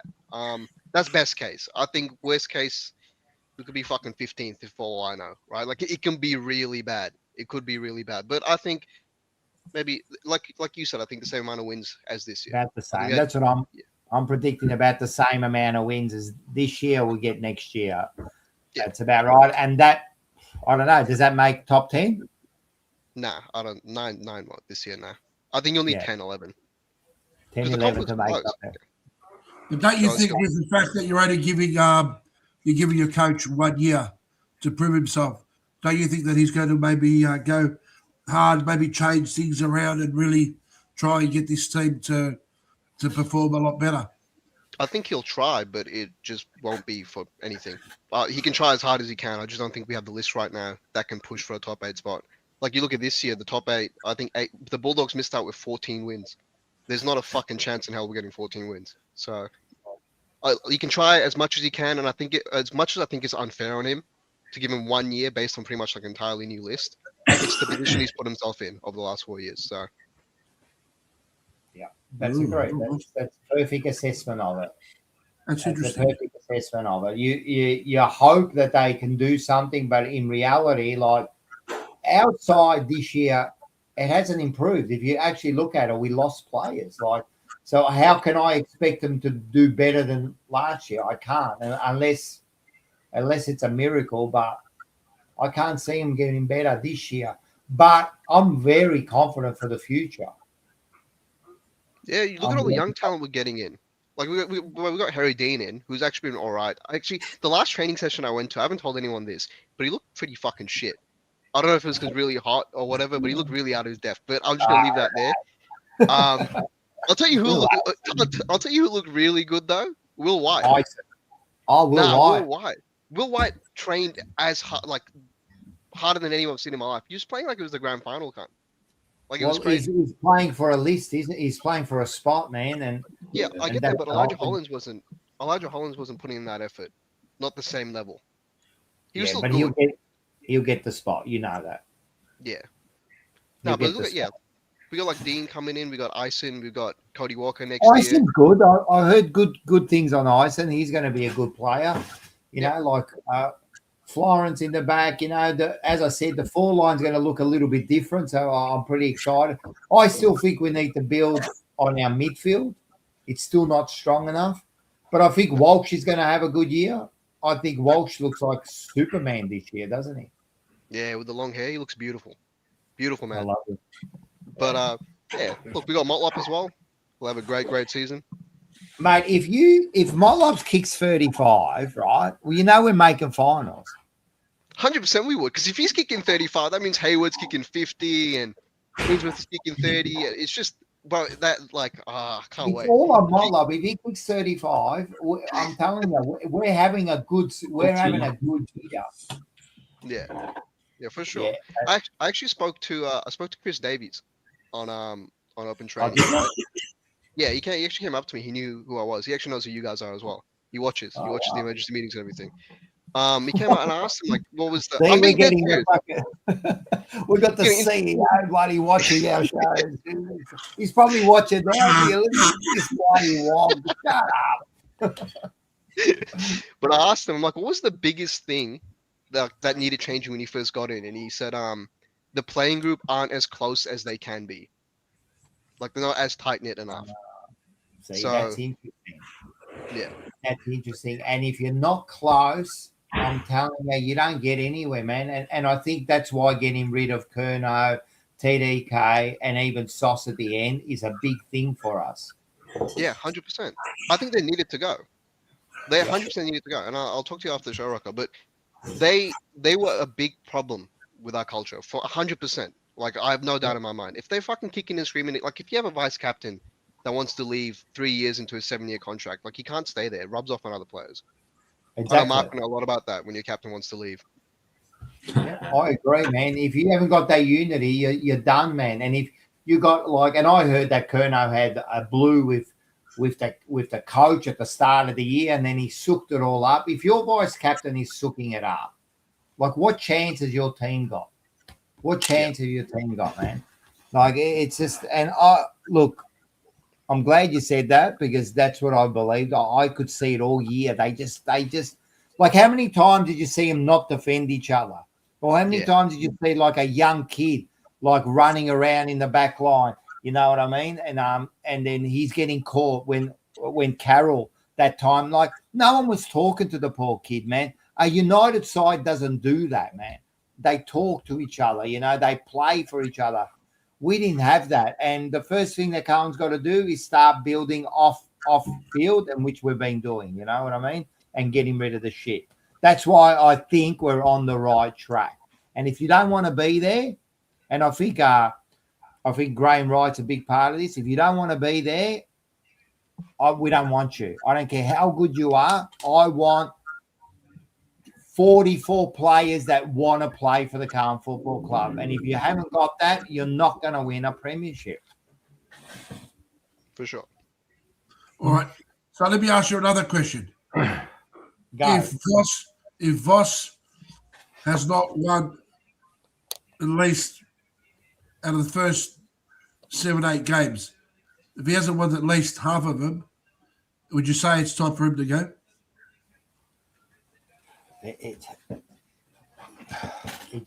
Look, I think as long as you're fighting for finals, it'll be hard to get rid of him. So that's what I think. But if you start the season, say by round 8, if you're 2-6, it's gonna be tough, bro. It's gonna be tough for him. But I think while you're still fighting for finals, it'll be hard to get rid of him. Man, even if you make finals, I don't even know if we make 10th spot and lose the first final, is that enough to stay? Atush? Nah.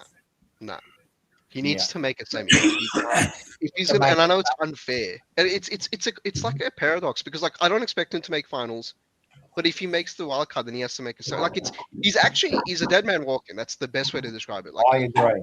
It's gonna be so hard for him to stay. I don't see a world where he stays. And we got the big Seba in look at him. He's showing his face. I actually saw him on Saturday. Went down to the pan lickers. We went down to the dish lickers racing at the Meadows. 10th spot laughing. Exactly right. Laughing. Oh, we're gonna make 10th spot finals. That's a joke. Nah. I'm just having a look at your Carlton fixture. Your first 4 games will be the one. So you got Sydney, but then you've got us, Melbourne, and North Melbourne in your first 4 games. I know. Wow. I know.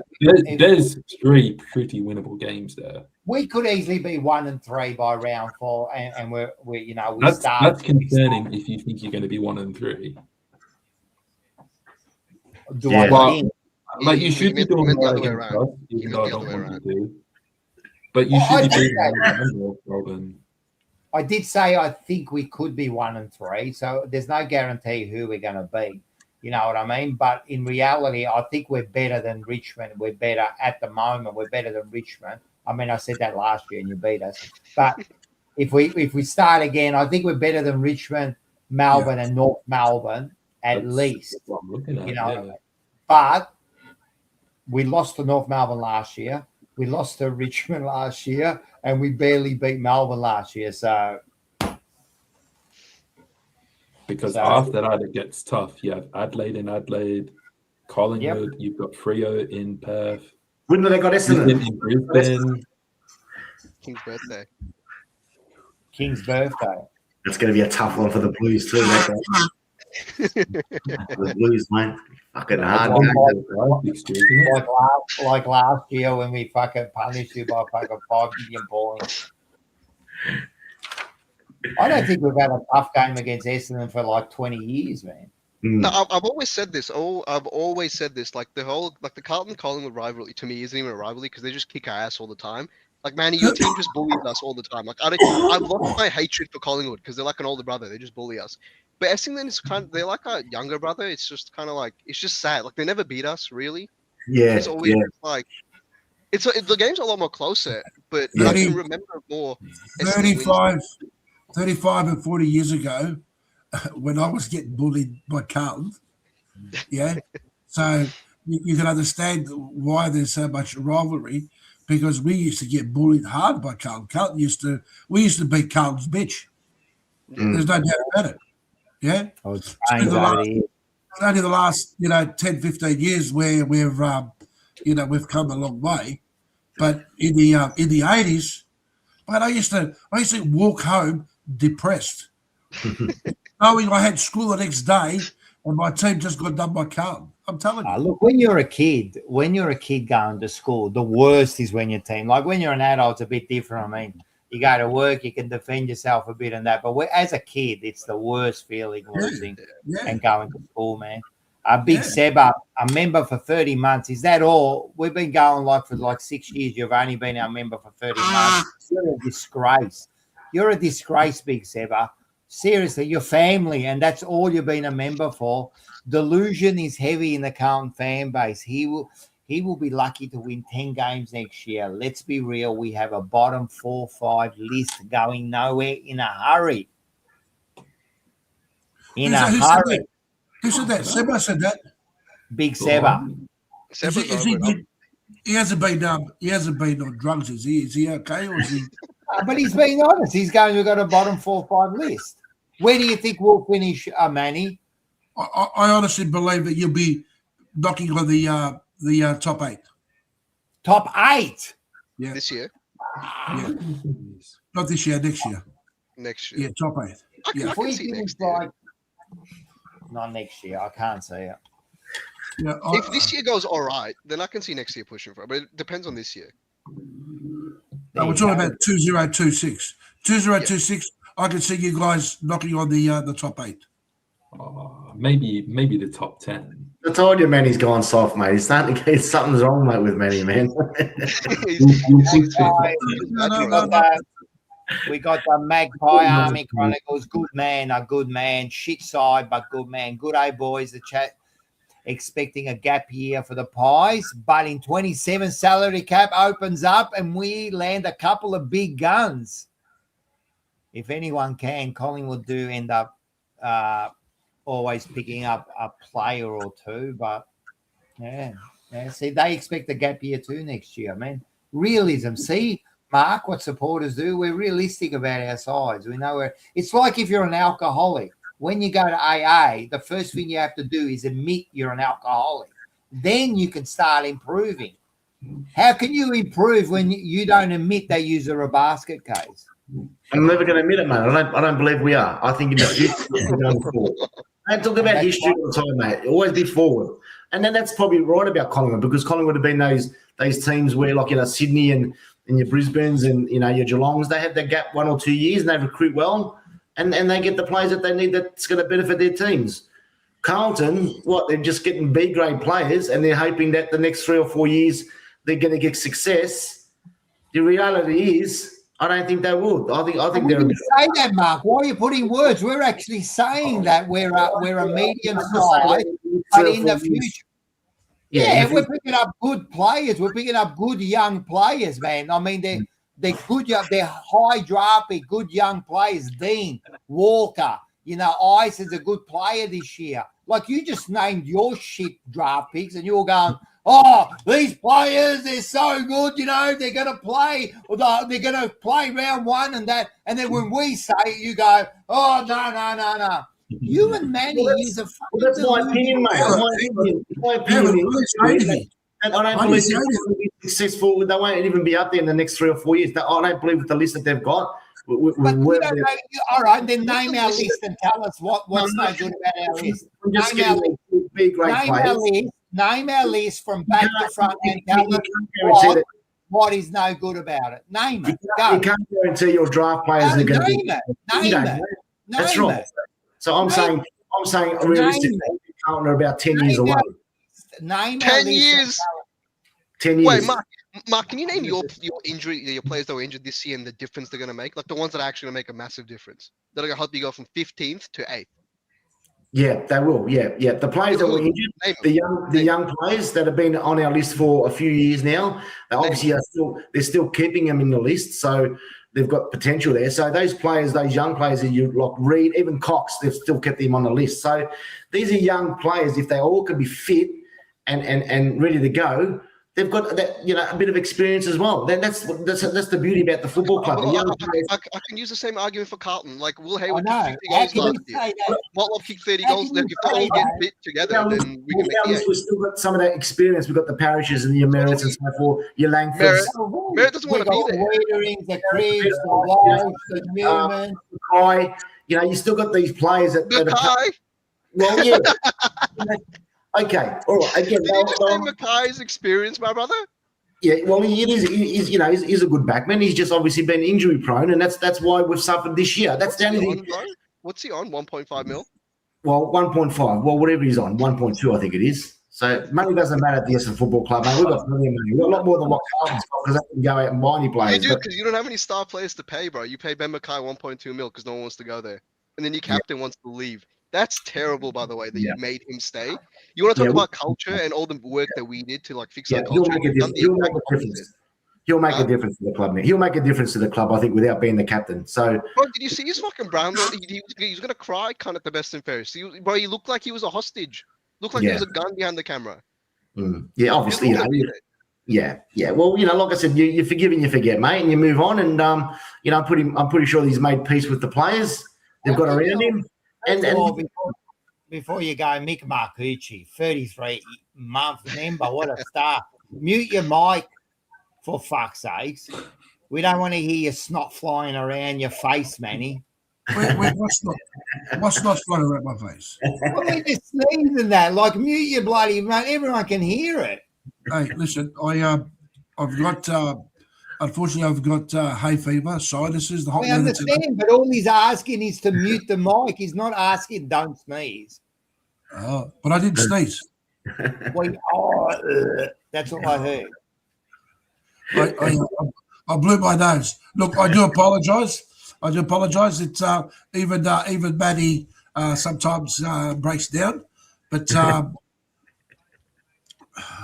Anyway, what I was, can I just say that on a serious note that I wish that we all have a safe Christmas. I wish that our teams do well next year. Reality is that if there's one team that's going to struggle, it is the Bombers.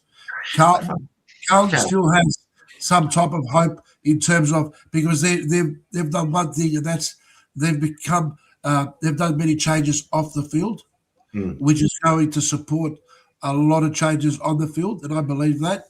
And of course, the Tigers, they're rebuilding, and not taking anything away from Liam. He's enjoyed some grand finals. And of course, the Magpies, I think the Magpies 2026 is a year where we're going to be looking at what future we have over the next couple of years after that. But Bombers, I'd hate to be a Bomber supporter. I really mean that. I hate to be a Bomber supporter. Well, you know what? They turn their supporters into delusional, just like they're just all delusional. Well, that's the other thing I was going to say, Rocco, that I honestly believe that when you have 80, 90,000 members and they go and watch your team, they go watch their team play, right, that'll make a huge difference for Carlton. The Bombers can't even get that. And they're arguing the point that they want to have the MCG as their home ground. Minka, what's going on there? I just think that, like when the leader of your club, let's be serious, when the leader of your club wants to abandon your club, like West Coast with their captain, right? You're in a shambles when your leader doesn't believe. If your leader doesn't believe in your club, how can the rest of the players believe in it? Yeah, I agree. Like if your leader, he's your best player by far, and he was abandoning your club. And then the only reason he's come back is because he couldn't go anywhere. But like, imagine how he walked in. He would have walked in like this, embarrassed. In Italian, you know this word, Mark. Una vergogna, mate. It's una vergogna, mate. So Anyway. It's been a good show. I reckon it's time to go. Thank you very much for everyone for joining us. It's been a great year. I want to thank everyone first of all, for being a part of this show. First of all, you guys, for Mark, Manny, and Liam for jumping on. It's been a big year for Fourever Rivals. It's been good for the Jumper Punch too. Everyone that's contributed to the Jumper Punch this year, Atush too. Atush has come. He's a star, mate. He's come from nowhere, this bloke, man. He's like Motlop. He's come out of nowhere. All of a sudden, he's kicking goals left, right. I don't know what's going on, but make sure you get on to Only Carlton or his Instagram if you are a Carlton supporter. He does some great stuff. But he's been a star. Thanks, everyone, for who's contributed to the show. It's been a big year. Next year's going to be even bigger. We've got some big things happening. The whole channel's getting bigger. So thanks all the people that join in the chat, who become members, who send messages, who even just like and subscribe to our channel. We thank you very much. Without you guys, we'd be nothing. So we've had a great time. I mean, I love doing this. I'm sure you all guys love it too. Yeah. Thanks, everyone. Have I missed anyone? No. Everyone in the chat, Matula, Enzo, Peter, ROCCO, Bojack, Big Seba. Yes. Roger Pola. You got a fan here. You got a fan here, man. Atush is trash. What's going This guy on? was on the phone with me last night at like 3 o'clock, bro. I don't know. He's a fan, bro. Sending me reels at 4 a.m. We got a big year coming up next year, haven't we? In socials and that, so it's gonna be good, yeah. So yeah, only Matula, yeah, only 2 hours tonight, yeah. Well, it's getting close to 2.5, man. I mean, we can banter for another hour, but we're just going around in circles. And that's it. That's it. Anyone got anything to say? Goodbye. Merry Christmas. Happy New Year. Shout out Jesse Motlop. Jesse Motlop. Adam Bombers. Merry Christmas, everyone. Roger Pola. Yeah. Merry Christmas. Happy New Year. Rob Galicchio, yes, Rob is a big fan or two on every channel. Yeah, all of you, man. If I missed someone, man, all of you that jumped on. Yeah, we're going to have a bit of a break. We'll be back next year, bigger and better. I'm sure we'll do some more emergency meetings. They've been a big hit, haven't they, emergency meetings? They've been good. Thank you. And, yeah, it's good. I think, Liam, you're going to do some stuff on for Richmond, aren't you? It's taken off. It's doing good. Yeah, good, man. Keep going with your stuff. We're getting around it, so What are you doing, Liam? I got my Liam. own channel, man. I can do you? send it to you. Yeah. Yes, send. Yeah. I did movie stuff as well. No way. Nice. I'll check it out. Oh, yeah. Don't forget to subscribe to us. If you haven't, that's a good one, man. The feet video are the best, man.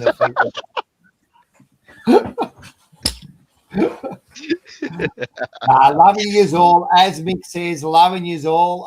Yeah, we'll catch up. Everyone have a great Christmas. Good New Year. And we'll be back next year bigger and better. And to everyone out there, thanks for coming and go the Mighty Blues. Ho, ho, ho. Ah!